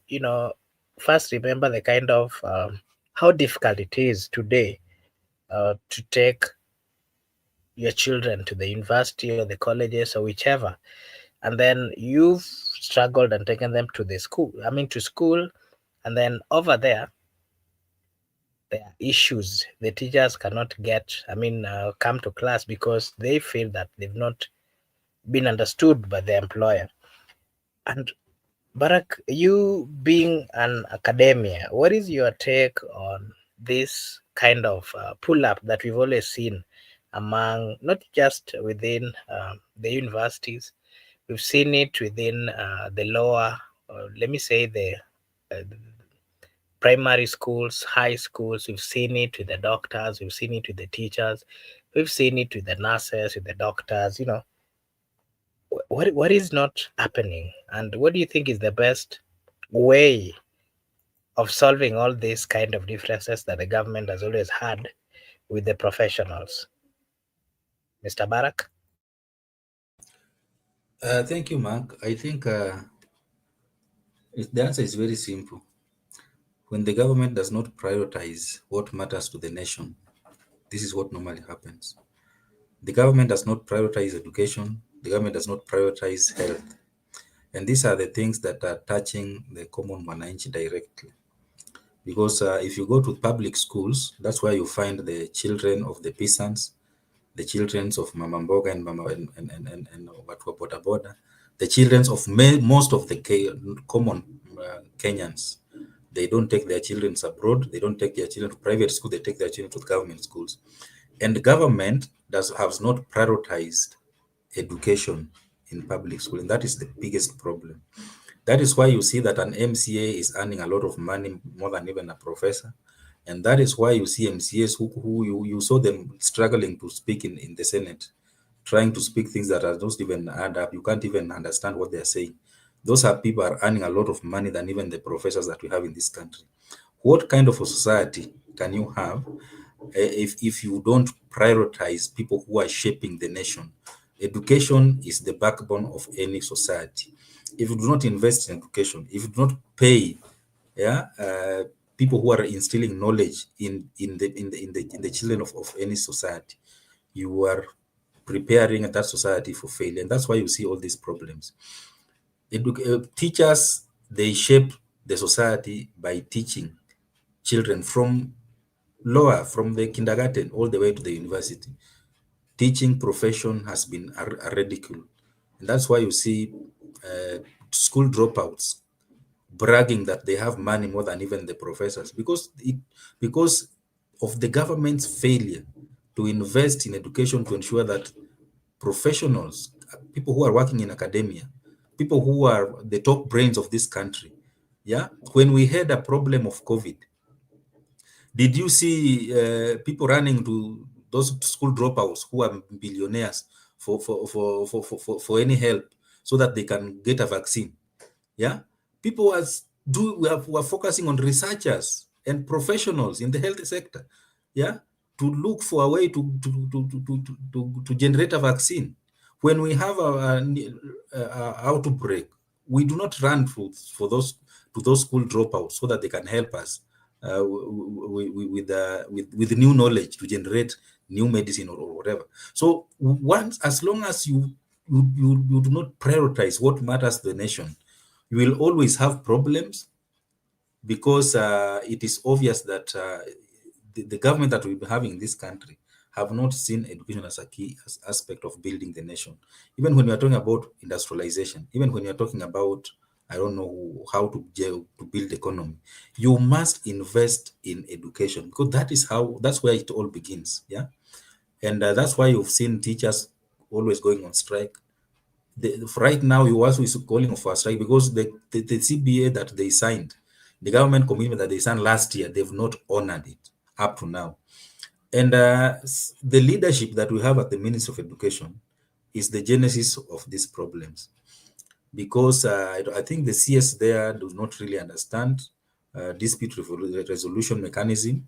He does not understand his role, because you also gave a notice, and the notice expires today. That means the strike will begin officially after midnight. That means from tomorrow there will be no learning in government in public universities. That means that the semester just started the other day. Students are others are even 2 weeks into the semester, others are 3 weeks in the semester. It means those students who travel all the way from different parts of the country to their respective university, they will not be learning. But now, on the other hand, it's a good thing, because they are going to call this government to order. Because the university students in this country, if they can unite, they will call this government to order. They will wake those people from their slump, because I think that is what they are really yearning for. Yeah. So the leadership that does not prioritize what matters to the nation will always invite professionals to the streets so that they can remind them of their responsibility. So we need to restructure how people are paid in this government, so that all the focus will not be on politicians, but on professionals who are shaping the development of the people of this country. Thank you.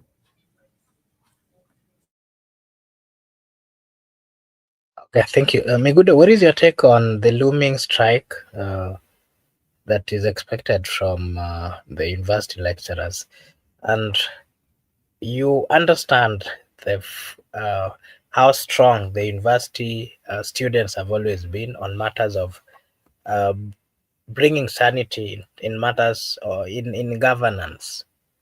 Do you think this might then hunger the students and maybe lead to them coming out to call out the government to respect or to honor the agreement that he had with the lecturers?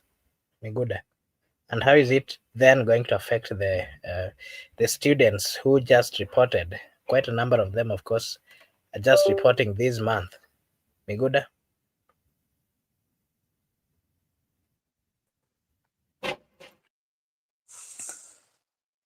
I just want to say that learners are going to suffer, because some people already have paid school fees, and also some people have already left home to concentrate in their work. But now there are no lecturers into the lecture halls. So to me, some people want to graduate. You don't understand. Some people want to finish their semester. It's gonna complicate things for the students, particularly. and the comrades can as well unite and join their lecturers to give the teachers the government pressure to honor whatever they have decided before. I think my concern is just about the learners Makubura.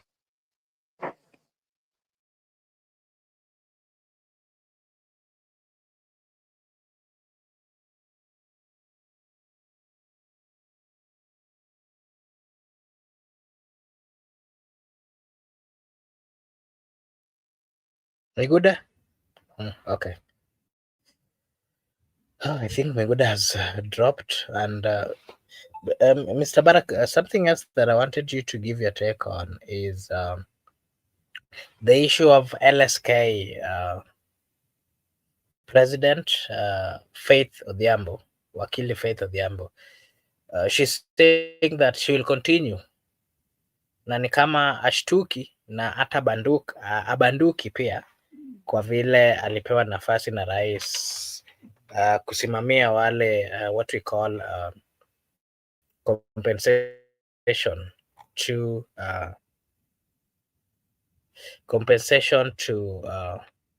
the victims who lost their lives during the demonstration which happened that was carried out by the youths.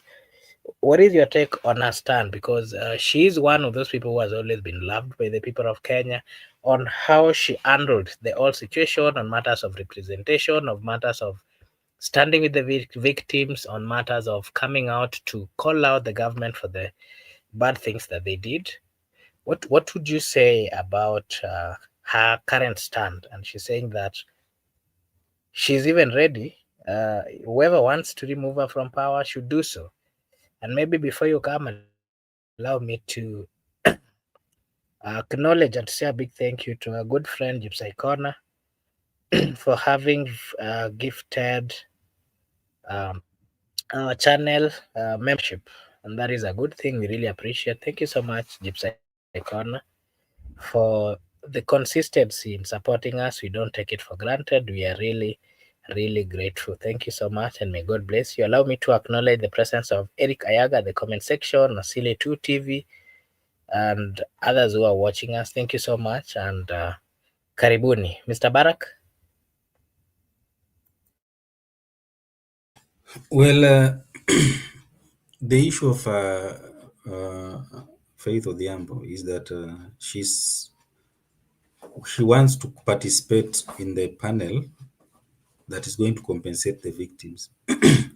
I think he has a democratic right or constitutional right to serve as a professional, because she was very vocal during the demonstration and during the violation of human rights. And she was been very consistent in calling out the excesses of the police brutality, and so on and so forth.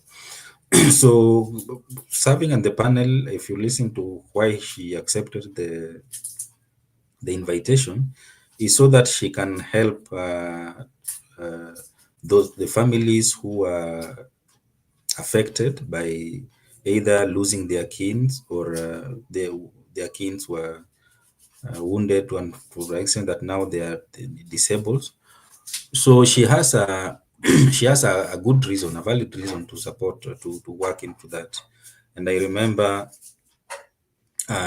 you know, sometimes you opposing without objective is what I think most of the people on social media are doing, because you know, if you are claiming that the government has wronged the society uh, by employing or deploying excessive force to an extent that some people have lost their livelihood, their lives, or even some people have become disabled, and now the same government wants to come up with a mechanism to ensure that they compensate, even though life cannot be compensated. But normally, people within the society, once the state has the capacity to right some wrongs. You remember, even those who are fighting for Mau Mau, they went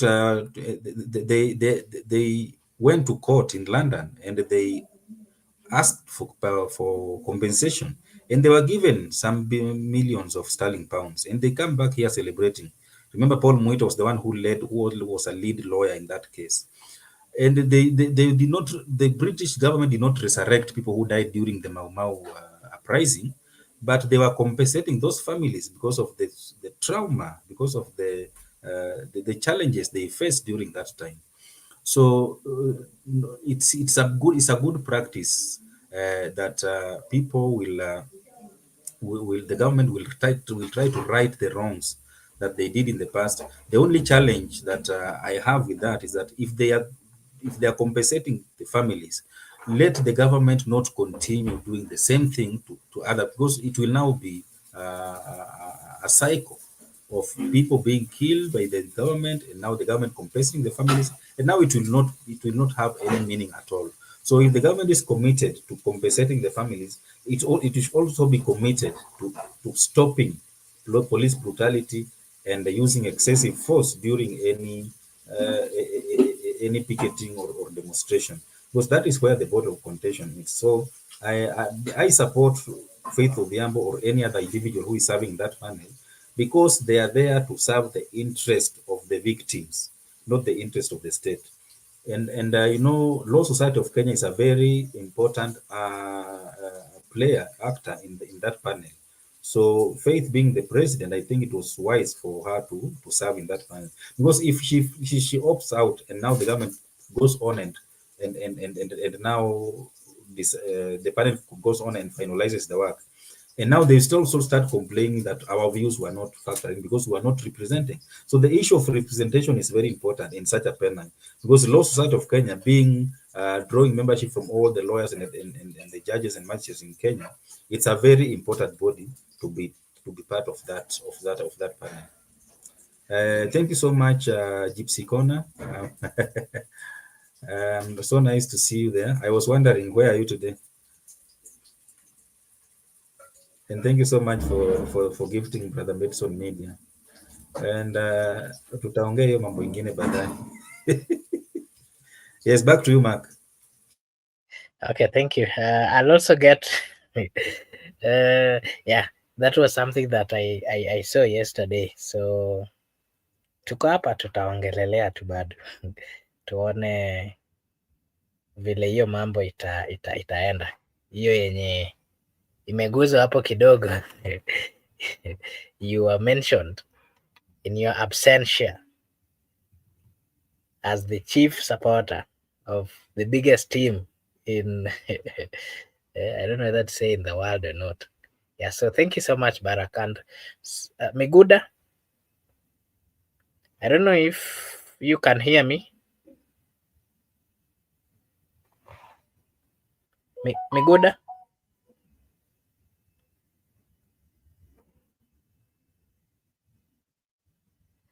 Miguda, can you hear me? Okay, I think can't, I don't know what's wrong with him, with his internet. Yeah, Mr. Barak, there's something else that is coming up. You remember some few days ago, the governor of Kakamega was having, I don't know whether to say problems or issues with the former governor. And he went ahead and said that the president need to tame the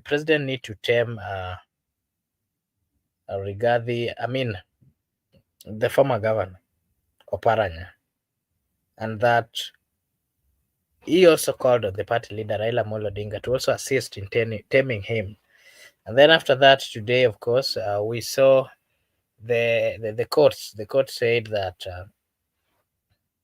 Wycliffe Ambetsa Oparanya is currently now in the radar again, and there's a possibility that he might also be arrested. Remember, before he was appointed as a cabinet secretary, he had some cases. Of course, part of it was corruption, among others, and he was relieved by the ODPP, where they said that the EACC did not give them enough evidence that would warrant the arrest and prosecution of the former governor. And so today it is said again that the courts are saying that whatever the ODPP did was not right, and so it seems that the former governor currently serving as a cabinet secretary might be, there's a possibility of him being arrested. And the question I'm asking you is, what is your take on the politics that is going on between Governor Baraza and his former boss, who is currently the cabinet secretary in charge of SME, small business, and so forth and so forth? And could that statement that he gave, could it be one that would have ignited the call by the courts? What is your take? Well, I don't think there is any connection with Governor Baraza's statement with the court's decision. You know, that was just a coincidence. But I think they are having, when Baraza became the party leader of Kakamega County, ODM party leader of Kakamega County, I think he became sure that he was going to defend his seat in ODM, and most probably he will win, because his main challenge right now is Halwale, and Halwale is just a noisemaker there. And also this DCP party leader anaitwa Cleo Malala, pia yeye anajaribu sana kutamani hiyo kiti, and as long as they are going to continue that way, he's going to give Baraza an upper hand. Now the problem with them, with the Oparanya, is that Oparanya, I don't know what is, maybe his interests are not being taken care of, and that's why you see these senior politicians, once you see them making noise, they are not making noise on your behalf. They are making noise on their behalf. There's something that they wanted, maybe from the county government, and the governor maybe did not oblige to grant that request. And that is why you see him now coming out, guns blazing. I don't think it is for the common mwananchi. It is just for their own political interest. So I think that's one. I will just leave it at that. Back to you, Mark. Okay, thank you. Miguda, I don't know if you can hear me now. I can Could you hear kindly loud and complete clear. your statement and also give us, you can complete what you, give us your comments and what you are giving for. I concluded. I say I don't want to dive much into the issue of strike, but I've just focused on the issue of student, whereby I said learners are going to be interfered with. The strike is going to interfere with the learners process, whereby the people who have already registered for their courses, who have already paid for the money, the people who already travel far from other up country, also the people who have already even paid for their rent within the cities and towns, are going to they want to graduate. So I think they're going to be affected big. Once I was affected by strike, I know how it is. It is not a good thing. So I think it is high time for the bosses, the government in quote, to ensure that whenever they had any agreement within the staff of the WASU, they should oblige so that it makes the learner's life very easy and safe in the university. That's my take on the issue of strike.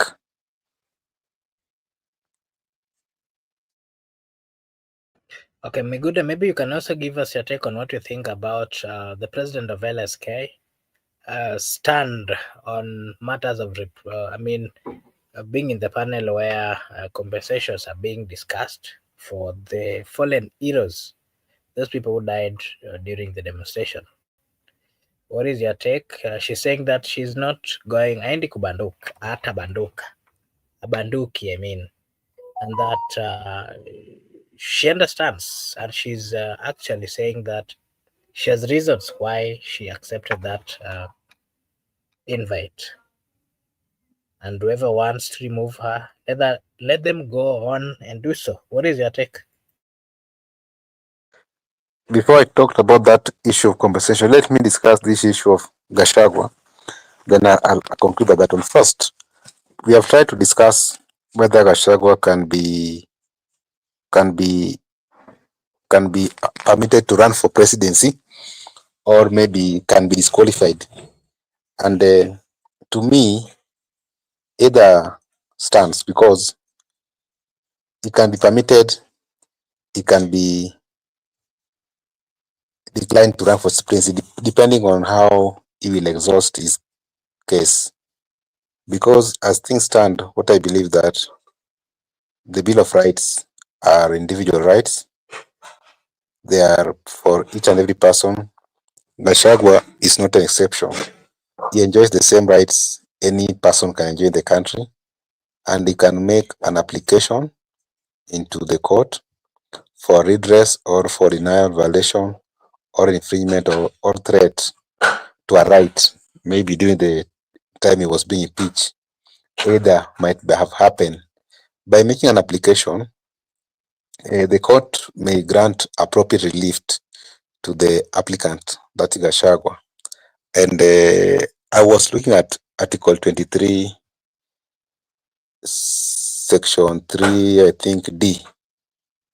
D is saying that the court may grant appropriate relief, a declaration of invalidity of any law that denies, violates, infringes, or threatens a right or fundamental freedom in the Bill of Rights. To me, that the court can invalidate any provisions by that time or any law. So it's up to the court right now. So the fate of Gachagua will be decided by the court, whether it's going to run or not. It is not going to be decided by Gachagua himself. It is not going to be decided by the supporters, but the court will decide the fate whether it's running or not. For now, we can say we just wait and see how the outcome will be made. I think they have made application to determine the denial of some of the rights to Gachagua. That one is very clear. If you go to Article 23, you'll get it the way it has explicitly explained it. LSK President Fito Diambo, I just want to maintain what I said, I think 4 days ago. I support her move to take that role. I support her. And the reason why I'm supporting her is because what is the essence of sitting outside, complaining about compensation, but there is an opportunity that has presented itself that can bring you inside to discuss that compensation. If you know it all and you understand the victim's fate, get into that committee, discuss, push for the rights of those people, push for compensation, be a tough negotiator. You negotiate for them inside rather than being outside. That one, that's why I support her. But most importantly, when I was reading the preliminaries of the committee, I discovered that people tend to focus on the civilians victims, but it covers everybody, including the officers victims, because there are officers in the commotion. Some of them were stoned, some of them lost their hands. You saw the other one around Parliament building. There was a woman whom they removed the hair from the head. So some officers have suffered as well as civilians. And also there was an officer who was shot on the neck during the Gen Z protest in Parliament. There was an officer who was shot on the neck, and I think he passed away. So when we discuss this compensation, it should be all inclusive, the officers and the civilians. So as one of the representative of the peoples, like the LSK, which has been the voice of the victims, with their leadership being involved into compensation discussion, I don't see a sense of her sitting outside making noise. Let her bring all her input into that committee and follow so that it can ensure that she should follow the latter, that all those recommendations are followed and all victims are compensated, including officers. That's my view. Another thing, just like I've said before, if you have a good brain, a good recommendation, and you are outside, if actually you can get inside and implement whatever you have been advocating for outside, I'll support you. It doesn't matter where you're coming from. Because, Mark, let me tell you one thing. When Gachagua was inside, the government was good. But when it's outside, now the government is not good. So which is which? Is it only good when some people are inside and some people are outside? So I think the government, to me, serikali iko sawa. The government is really good. So it is the people who are inside. So if you can get, and everybody, let me tell you, everybody want to be in that government. And that's why even right now the opposition are forming alliances and teams. So that they be where? In government. They're not going to be somewhere else. So when you are inside, so Faith is just like any other Kenyan. There's nothing wrong. It's not a crime for him to be in that committee, to me. Because even those people are there, they are Kenyans. So if you get opportunity as a Kenyan to be in any committee or in government, kindly implement whatever people have advised you to do so, or whatever you want to do. But this issue of that, even if someone has decided to go inside there to correct the mess, she's been told you are a mole, she's been told whatever, I don't want to say those things. But even outside, she was unable. The furthest Faith could have done is just to make a press conference and condemn violation of human rights. But even in that capacity, he got no jurisdiction to initiate. He got no jurisdiction to institute a proceeding, although he can institute at personal level or as LSK of Kenya. But he at court, at the court, it is a whole process, requirement of a judge, a victim, a claimant. It's an entire process that requires many parties, not one single party. And in that case, it's also expensive. But if the government can decide to sit down and also saves court time, saves people's time by agreeing on what to do, I think it is proper thing for Faith to go there. Not that he has betrayed somebody, no. She hasn't betrayed anybody. Yeah. The point is, if that is what is there at the provision, you get inside, then go and put all your grievances to that committee. That is my take.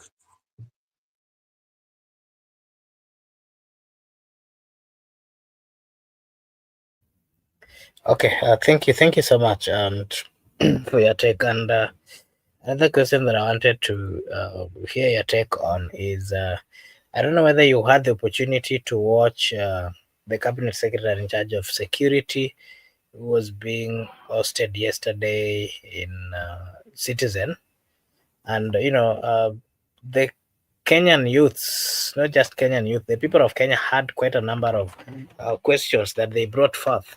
And part of the questions that they were asking is, why is it that the police are still being protected? Protected in the sense that some of them, as if you remember what the court issued, the directive that the court issued was that whenever they're in their daily operations, they're supposed to be in uniform and possibly one that is having a name tag.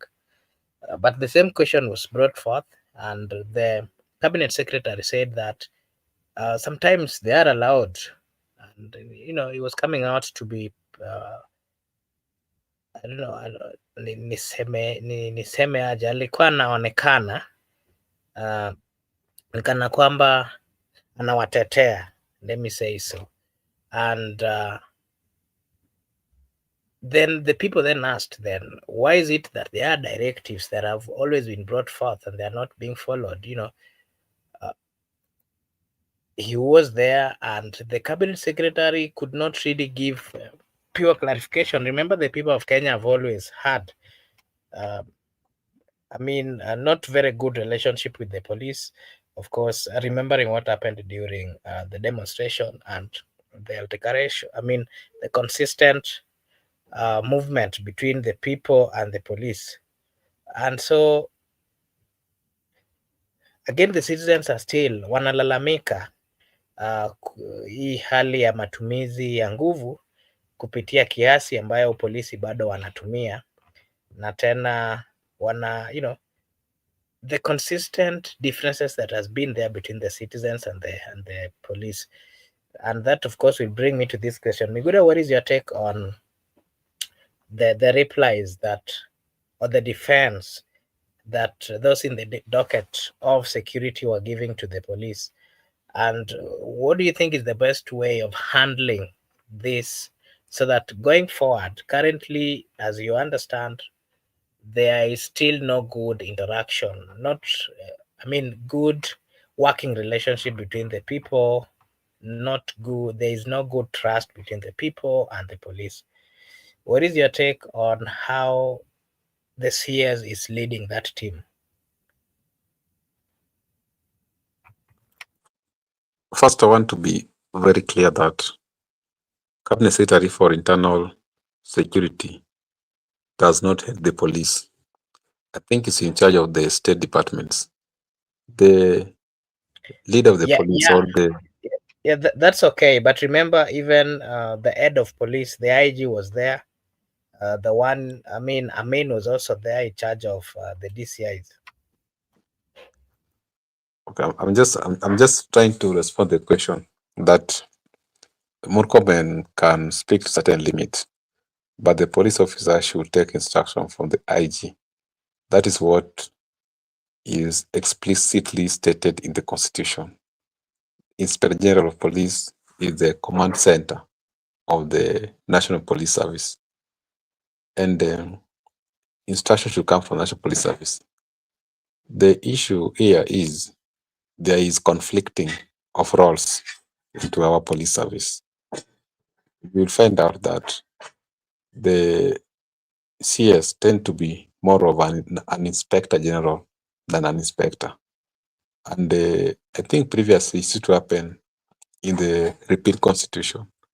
And if you look at these police officers, most of them, even the IG, the deputy IG, they are not young people.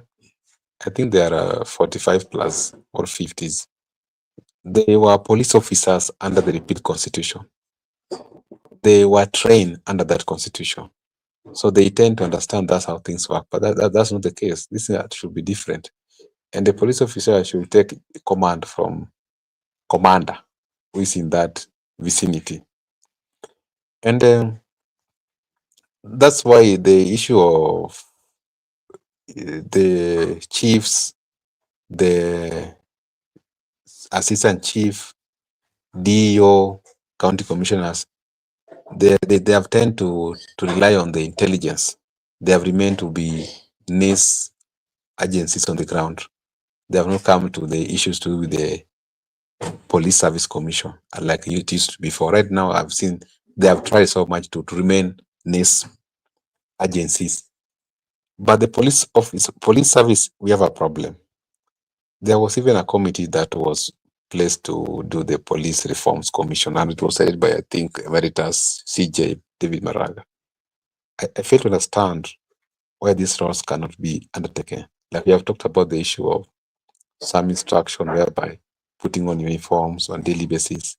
I think those things should be happening at the administration headquarters at the various level.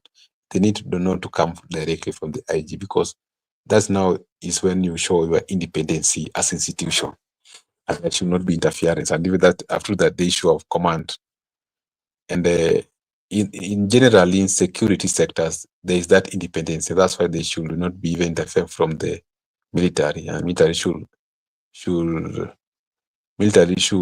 avoid the internal affairs at all cost. And just to give a certain citation, I was also talking to a certain friend of mine who is actually currently in Congo, in the border of Uganda and Congo. And he told me they can only take instruction from the commander in that vicinity, not even Mr. President, not even anybody. And that was just a junior lieutenant. So I think that's how it should be. You should know that the order of hierarchy should come from where and from which point. But we understand also CS internal security also has some roles. I think in terms of the operation, it was also intelligence reception. It relies to those police officers, and also in terms of security per se. So it tends to be too much dependent to the police sector. That's why he's relying. They now yes are through the role of, even you said there was presence of IG and there was also presence of DCIO. But in the real sense, who ran the show? Murkomen ran the show. The IG doesn't run the show. The DCI doesn't run the show. So you look at the person running the show. That's why even in that State Department, you find that it's Raymond Omolo is running the show. I think until we come to a point where we agree as a people that police is not a force, police is not an enemy between the people and the government. Police are friendly people. They are our brothers, they are our sisters. There are people we coexist in the same society. Why is it that when they are in uniform, now they come to be enemies? No. And they're always very clear, internal affairs. And internally, we do arrest people. There are no much interference other than our borders. Until we come to the relation that this is a police service, that they reform one, and it is an independent commission working under the IG, no interference from the internal CS, because internal CS sits in the cabinet. Internal CS is also in the National Security Council. That's now they can meet with the IG. So until we realize that there is independency and there's that good rapport that between the civilians and officers, because look at the environment. It is the officers who guard us when we are in bank. It is them who guard us in bank. When we are even in other forums, they're the people who take care of it. Why is that now? When it comes to political differences, now it looks like the officers have taken side. Now we are protecting bad governance, but we are opposing. No, it should not be that way. It should be a scenario whereby it is a collective responsibility that this is our country, these are our officers, these are our civilians. We work, we guide each other. Issue of traffic, they are with us on the traffic. So this fear, whereby people fear police officers and threats from civilians, should come. That's why I'm still insisting on independency of that leadership structure, whereby DCIO should be concentrating on investigative and the directorate issues. IG should lead with the policy wa kawaida. Murkomen should focus on the state departments and even in the internal affairs. But this issue of conflicting roles, that's why. But I don't want to say that they don't know. They know. They understand it even better. But there could be a reason why it is deemed fit for them to do so, to maybe protect certain interest or for the nature of the politics of the country we have today.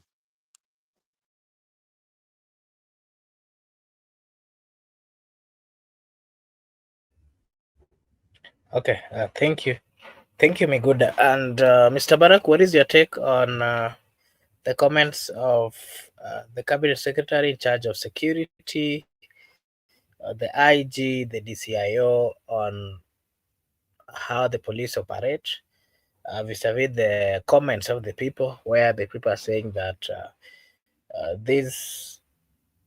the policing department are still not adhering to what the courts has always said about coming out or going for operations while in uniform, and that, according to the people, they're saying that it is a threat to them because any police, according to the questions which were being asked, any police who is coming out to report to duty should be in uniform for issues of identification, so that whenever anything happens, at least there is easy way of following up.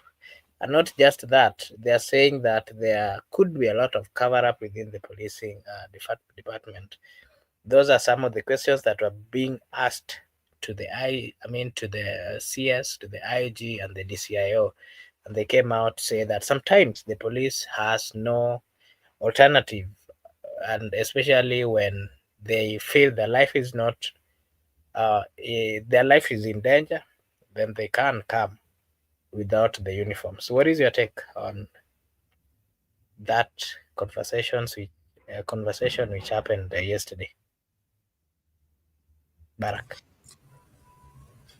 Mark, it is very romantic and very popular to say that police, how the Constitution describe the police service. It should be a service to the people. It should not be using excessive force and so on and so forth. So many good things that the Constitution is saying. And by the way, that is very popular. When you tell the masses, they cheer you up. But now let us look at the reality. If you look at the reality, you'll realize that world over, the police is a tool of the elite that they use to protect their interest and to protect themselves. Even if you look at how the American police is behaving during anything, you will just see that in America they say it's the most developed democracy, the most mature democracy in the world. Yeah, just look at how police are treating citizens, even under at any time. Look at even during George Floyd demonstrations. Look at even right now when they were talking about mass deportation of illegal immigrants. Yeah, and just look at how they treat their suspect. And you will see that you realize that police normally are a tool of the elite to protect their interest. That is why you see Kenyans were complaining about the police during Moi's time. Kibaki came in, he promised reforms, nothing happened.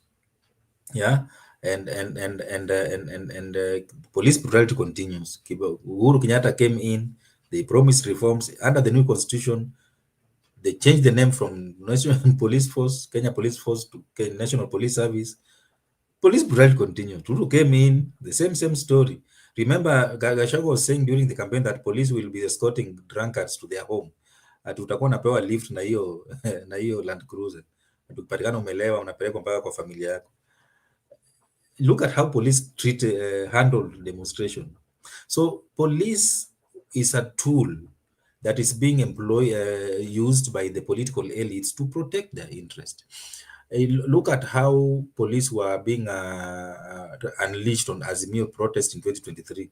Yeah, and now, right now, that Azimio principle, Raila is part of the government. Look at how he's being given VIP treatment, VVIP treatment by the same police that was unleashing tear gas even in his own vehicles.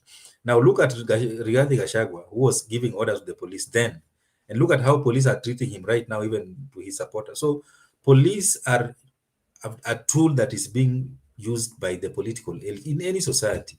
Even if you go to these developed countries, even if you come to these developing countries, even if you go to here in our neighbors, Tanzania, Uganda, South Africa, you'll realize that police are always being used by political elite to protect their interest.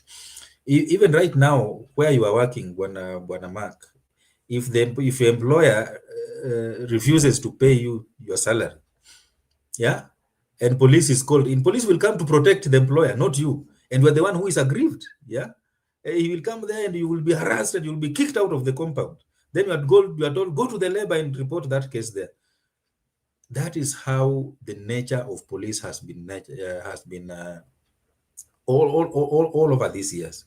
Even if you look at the during any dispute between the employer, the employee, during the people who are elites in the society and those who are peasants, the police will come and they will stand on the side of the elites.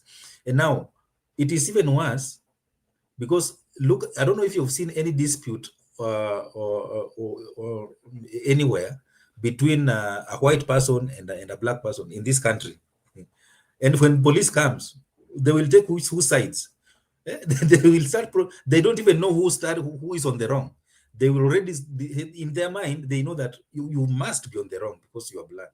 So you find that this it is a colonial mentality. That because the colonials are the one who are using the police to intimidate, to harass, to beat, or even to oppress the blacks. And that thing continues even up to now. Yeah, it has not really been removed from the system of the police. Even if we change this name from Kenya Police Force to National Police Service, that system is still the same. And another thing, you cannot change the name, and the syllabus is just the same thing. The curriculum that they are using in Kiganjo. You are beating up these police when they go for training. They are being beaten up. I hear they are running all like it's like they are being punished in the name of being trained. And when they come out, they want to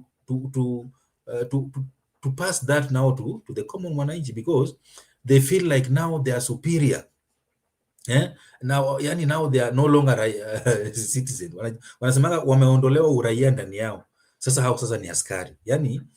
For you to be a real police officer, lazima usikwe na uraia. You don't have to have that empathy to the people. You must be someone who has no empathy. Even if you see someone being strangled, you are just okay. Even if you see someone being hacked to death, you are okay, because now you are a law enforcer. My friend, so many things need to be changed, not just the name. They need to change the curriculum. They need to change the understanding of law enforcement. They need to change how they are perceived, how the training that they undergo, so that they see the citizens as fellow human beings and not as objects who are supposed to be harassed and oppressed. And if there's any dispute, they're supposed to be beaten, so for them to run away, so that they feel now sasa sisi ndio tuko. And I think the theory, the idea that the state has the monopoly or instruments of violence, that is where we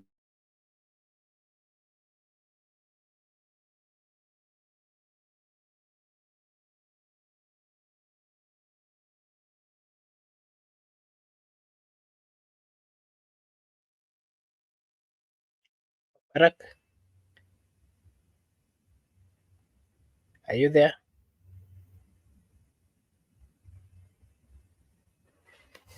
Okay, thank you so much, our viewers, for finding time to join us this evening. We really appreciate it. This is Brother Benson Media, and here we say that your opinion counts. If you're watching for the first time, kindly like and subscribe to the channel.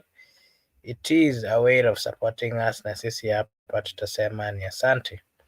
Allow me to say a big thank you to Eric Osewe, Ento Oket, Calvin Sokeyo, Philip Manasse, Tony Cruz, for also finding time to join us and giving us a like. If you've not subscribed or liked, kindly do so. It's a way of supporting us. And thank you so much, Ipsai Corner, for the consistency in supporting us. We really, really appreciate. But Barak, are you there? Barak? Okay, I think he's having a problem with this internet. Mr. Miguda, we've had athletics going on in Japan, Tokyo, and we've had quite a number of our athletes who have made the country proud. We've seen quite a number of wins. We've seen quite a number of gold, quite a number of bronze. And what is your take on what was the athletics which was going on in Japan, Mr. Miguda? Before we get into the world of football. Miguda?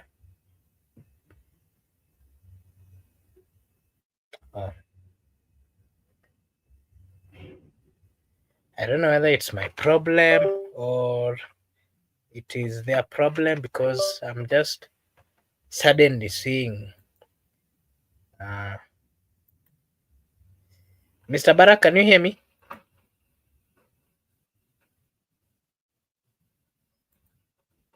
Miguda, can you hear me? Can you hear me? Makubura? Yes, I can. I don't know why you guys have simply dropped. Okay, Yeah, so I I'm just want asking to say, you, Did you get my question? It's about Olympics. Yes, yes. Kindly give your views, and then Barack will give his views on that before we get into the football. I think of late, I don't watch. That's you have to bear with me. I have a problem with my eyes. I rely on the audio, so I haven't gotten a privilege to to watch the Olympics. I'm just getting from audio or from people. That's why maybe I think by next week I'll be okay, God willing. For now, my sight is not that useful to me. So Makubura, that's why that issue of even police Murkomen, I never watched, but I just heard them speaking of the audio. But I hope that Kenyans are known for Olympics, even. But I think on Monday morning, that is when I left, when we were number 2 worldwide, and also we had 1 gold medal. I don't know whether it was from Faith Kipyegon, whether it was from Jeb Ngetich or whoever, but I also heard that Omanyala never made it to finals boys race because unpreparedness. Not that the coach was saying that he never prepared for the Olympics. I think we will just get to Barack.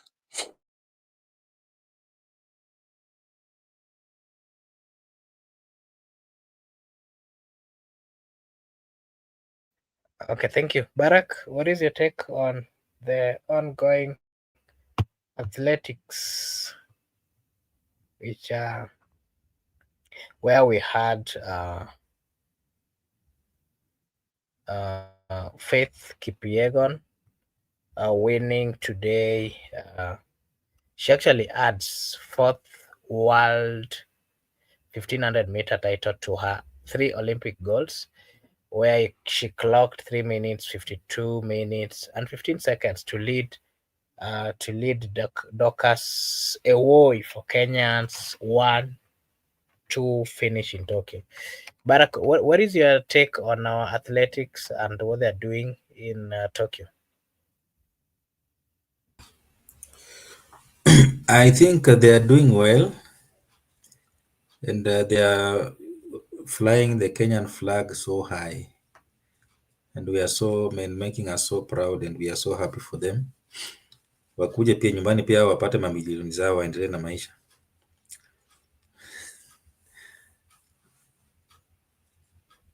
Yeah, I think I feel sorry for Manyan. I don't know what is he was suffering an injury the other day, and they say that he was recovering and he was ready for this particular event. Unfortunately, he did not make it to the final. He finished 5th in semifinals, and that was knocked him out completely. But I hope he's preparing for the next competition, because athletics, ukianza kumalizanga we mwisho huko inakuwa balaa. So he need to try to prepare well for the upcoming. I think Faith Kipyegon has done very well. He has been consistent in her winning, in spite of the setback that when she tried to break the record by running below 2 minutes. I think she took it positively. She learned her lessons, and she continued now with the preparation. And that is now the spirit of a sports person. You learn your lesson and you move on na unaendelea kuperform vizuri. So I think she's so doing very well, and she's doing the country so proud. Back to you, Mark.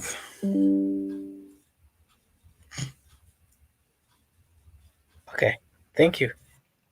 In the field of football, Barack, kwanza ulitajwa ya kwamba watu walikuhurumia sana, watazamaji wetu wengi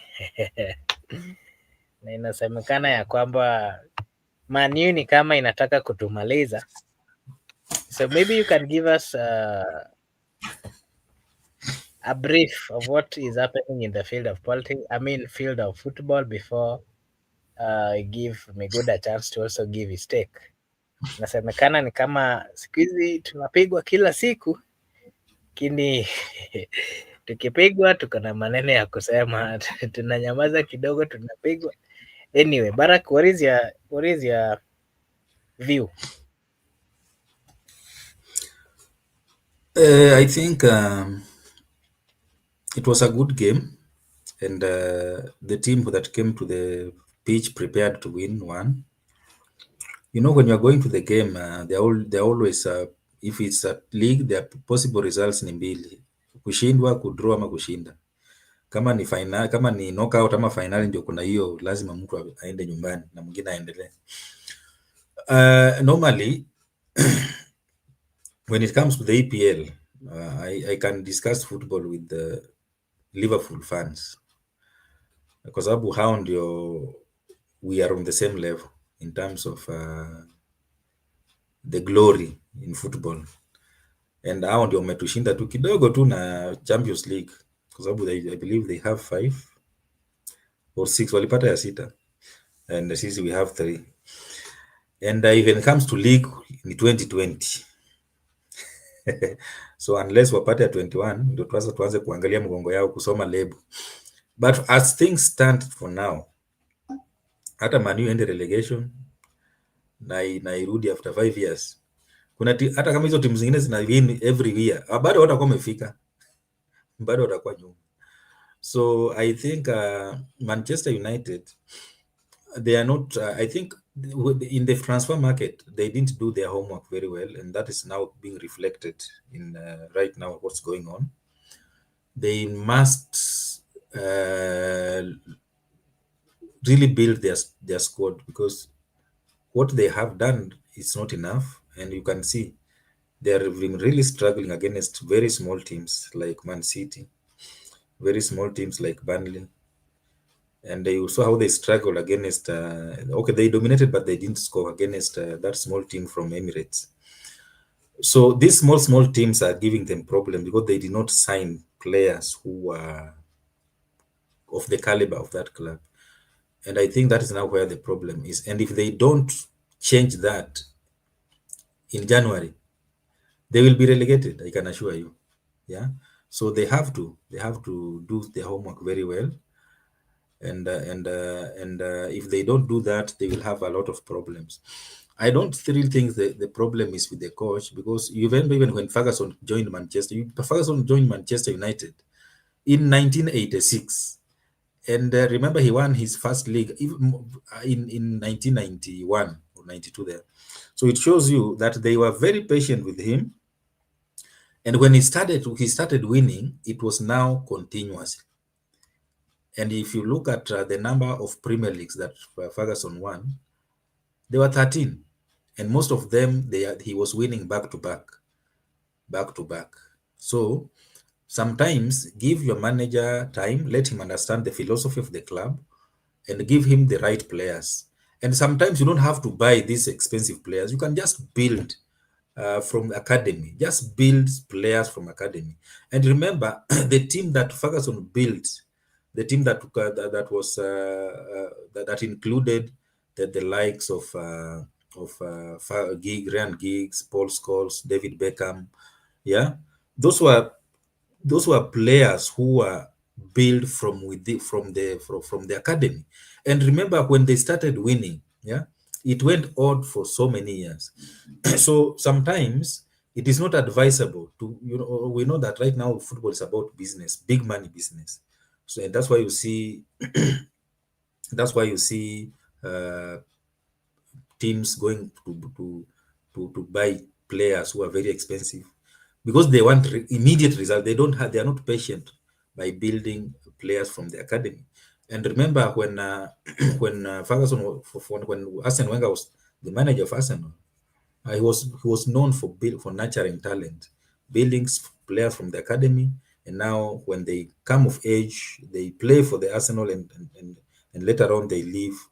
They go for greener pastures. So that is the only way for sustainability. Yeah, but buying this player, wanakuja unapata na one season they can't, you can't even remember their names because wanakuja wanapotelea kwa team, they are not performing. And you know, there's something that is very interesting, that these people, these players who are playing very bad at Manchester United, when they leave, they start shining. Then you wonder what is really happening. I think there's a very big problem that sometimes that we don't even understand with this team. Because look at the players who have been moving out of the club.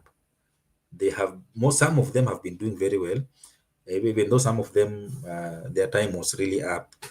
There sometimes was really up. So they must have what we call a long term, because long-term goal is what is going to save them from the current calamity. They should not be afraid of being relegated, because that is part of the game. Kuna timu imekaa hapo tangu ligi ianze 100 years na iko na 13 Premier League. Manchester imekaa kwa league for 52 years. 52 years iko na 20 Premier Leagues. So it is not how long you stay in the Premier League. Hata Leicester ilikuwa promoted na ikashinda Premier League, ikakuwa relegated, hata ikarudi ikakuwa relegated na imeshinda Premier League in the most recent team kushinda Premier League. Compare na hawa watu ambao wanapiga kelele mingi hapa. So it's not how long you've been there, it's how many trophies you've won, unaona. So unasema we are holding the record of never being relegated, that's fine, but how many Premier Leagues do you have? Unasema tusiangalie nyuma. Okay, tuangalie the most recent team kushinda Premier League ni nani? Sasa ni Liverpool, si ndio? Now before Liverpool kulikuwa na Man City, before Man City kumekuwa na Chelsea, then after Chelsea kuna Leicester, then after Leicester kuna Manchester United. So ndio urudi mpaka ufike 2004 when Arsenal won the Premier League. Si utakuwa umechoka kuhesabu? So let us focus. I think if you look at how the media, the British media is talking about Manchester United, it is very negative. It's like comparing. I was looking at the headline when Liverpool was given a penalty to defeat Burnley. At the same time, when Manchester United was given a penalty to defeat the same Burnley, you look at the two headlines, you'll see that this one ni kama hii headline ya Standard na hii ingine ni kama headline ya you know, I think you've read the headline, Standard headlines, eh? So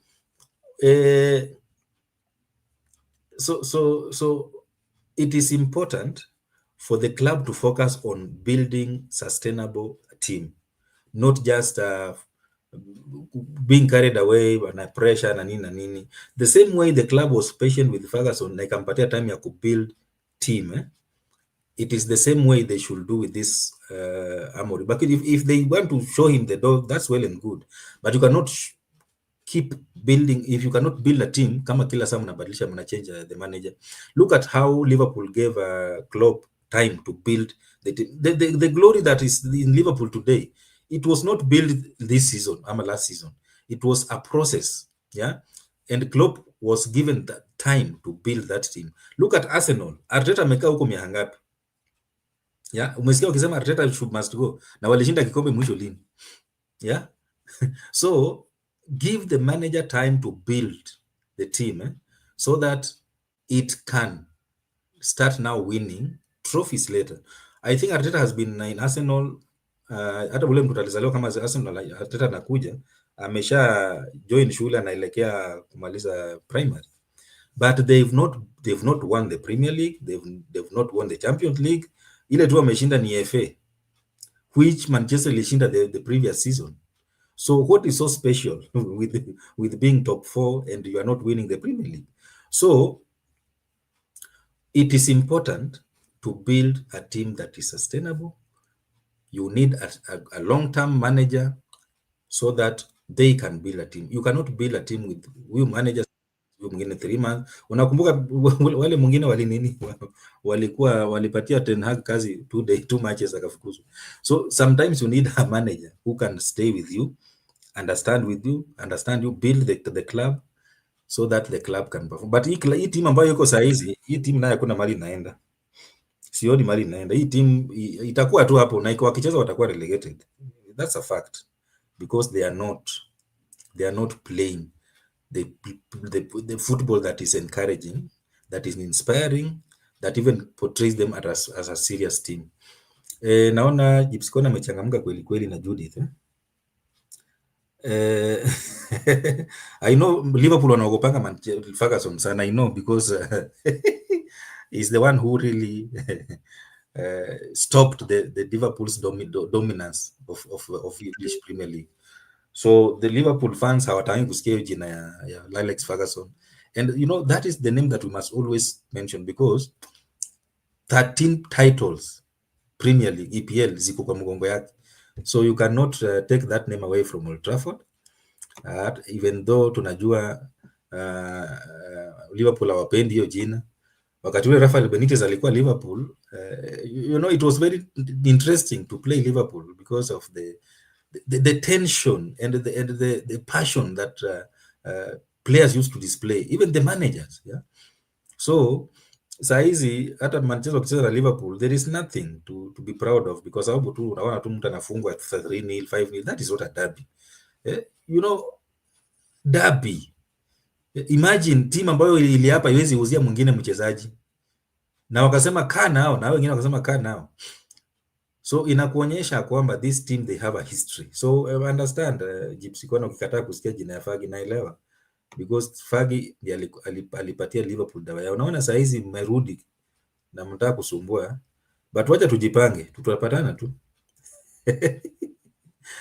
Even if Manchester is relegated, Arsenal haitafikisha hizo vikombe. So watu Arsenal watulie, you still have a long way to go.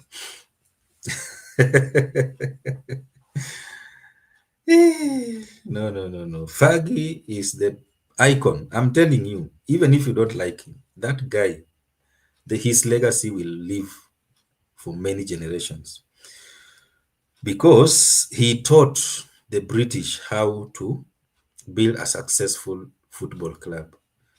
And you'll remember that even so many clubs were envying Ferguson, Manchester United, and he made the Manchester United to be the most loved brand in the world, in the whole world. Mpaka saizi hiyo bado iko imesimama. Anyway, so Mark, ni hiyo tu, that's all I can say. Manchester United must be very careful, because ile mambo wanafanya kwa uwanja is not even inspiring hope at all. Na kama wanaweza pigwa na Grimsby, inaitwa Grimsby, timu ambayo inacheza 4th division, na watolewe kwa Carabao, I'm telling you, things are not looking good at all, and they must really up their game if they are to survive even in the league this season. They are not playing European Cup, wameshatolewa kwa Carabao, wamebaki tu na league na FA peke yake. So if they are not going to put their house in order, I'm telling you, next season watakuwa napigania championship kule chini, how to come back to the league. They need total overhaul. I'm telling you, we have players in that team who do not deserve to wear that badge. They need total overhaul of players, not the manager. They must overhaul these players. Ile walifanya juzi ni upuzi mtupu. Total overhaul. And you are not supposed to sell young players who are still in their early 20s. Yeah, you have to nurture them, train them. You remember during Fergie's time, Fergie alinunua Rooney kama Rooney was unbearable. Rooney was very rude and arrogant, but alimstreamline mpaka Rooney akakuwa legend kwa English football. Kama angepata manager ambaye anaweza mstreamline akuwe legend, Rooney hata jina yake kuna mtu angekuwa anaongea kuhusu saizi. Yeah, so sometimes when a player is rude, dawa sio kumuuza. If you are a manager, you must know how to nurture these young players, because sometimes others wamepata pesa mingi wakakuwa wakachanganyikiwa. Yeah? So you need also to have a manager who knows how to nurture young players. Yeah, because if they are not nurtured, sometimes unaona mtu kama Pogba alienda tu hivi na mambo yake kaisha. So we need to have a manager who understands this. So that's all I can say, Bwana Mark. Thank you so much for today's, and thank you so much Gypsy Kona, Judith, Kawira, and the rest who are in the comment section. It was nice reading your comments and contributing to today's session. Asanteni sana. See you tomorrow, same time. Bye bye. Okay, thank you so much, Barak, for finding time to join us this evening. We really appreciate. To Meguda, thank you so much. Brother Benson, thank you so much. To our good supporters at the comment section, Gypsy Corner, Judith Karitha, Laban Misiani, Eric Ayaga, Asili 2TV, Popsy Mo, Brenda Obedi, and everyone who joined and contributed. Eric Osewe, Ento Oket, Calvin Sokeyo, Philip Menace, Tony Cruz, and everyone who joined us this evening. I want to take this opportunity to appreciate and to say a big thank you for you finding time to join us. If you've not subscribed, this is Brother Benson Media, and here we say that your opinion counts. Kindly like and subscribe to the channel. It is a way of supporting us, na sisi hapa tutasema ni asante. Once again, thank you so much, Gypsy Corner, and to everyone who joined us, may God bless you. Have a blessed night, a blessed morning, a blessed afternoon, a blessed evening from wherever you're watching us from. Thank you so much, and may God bless you. See you again tomorrow.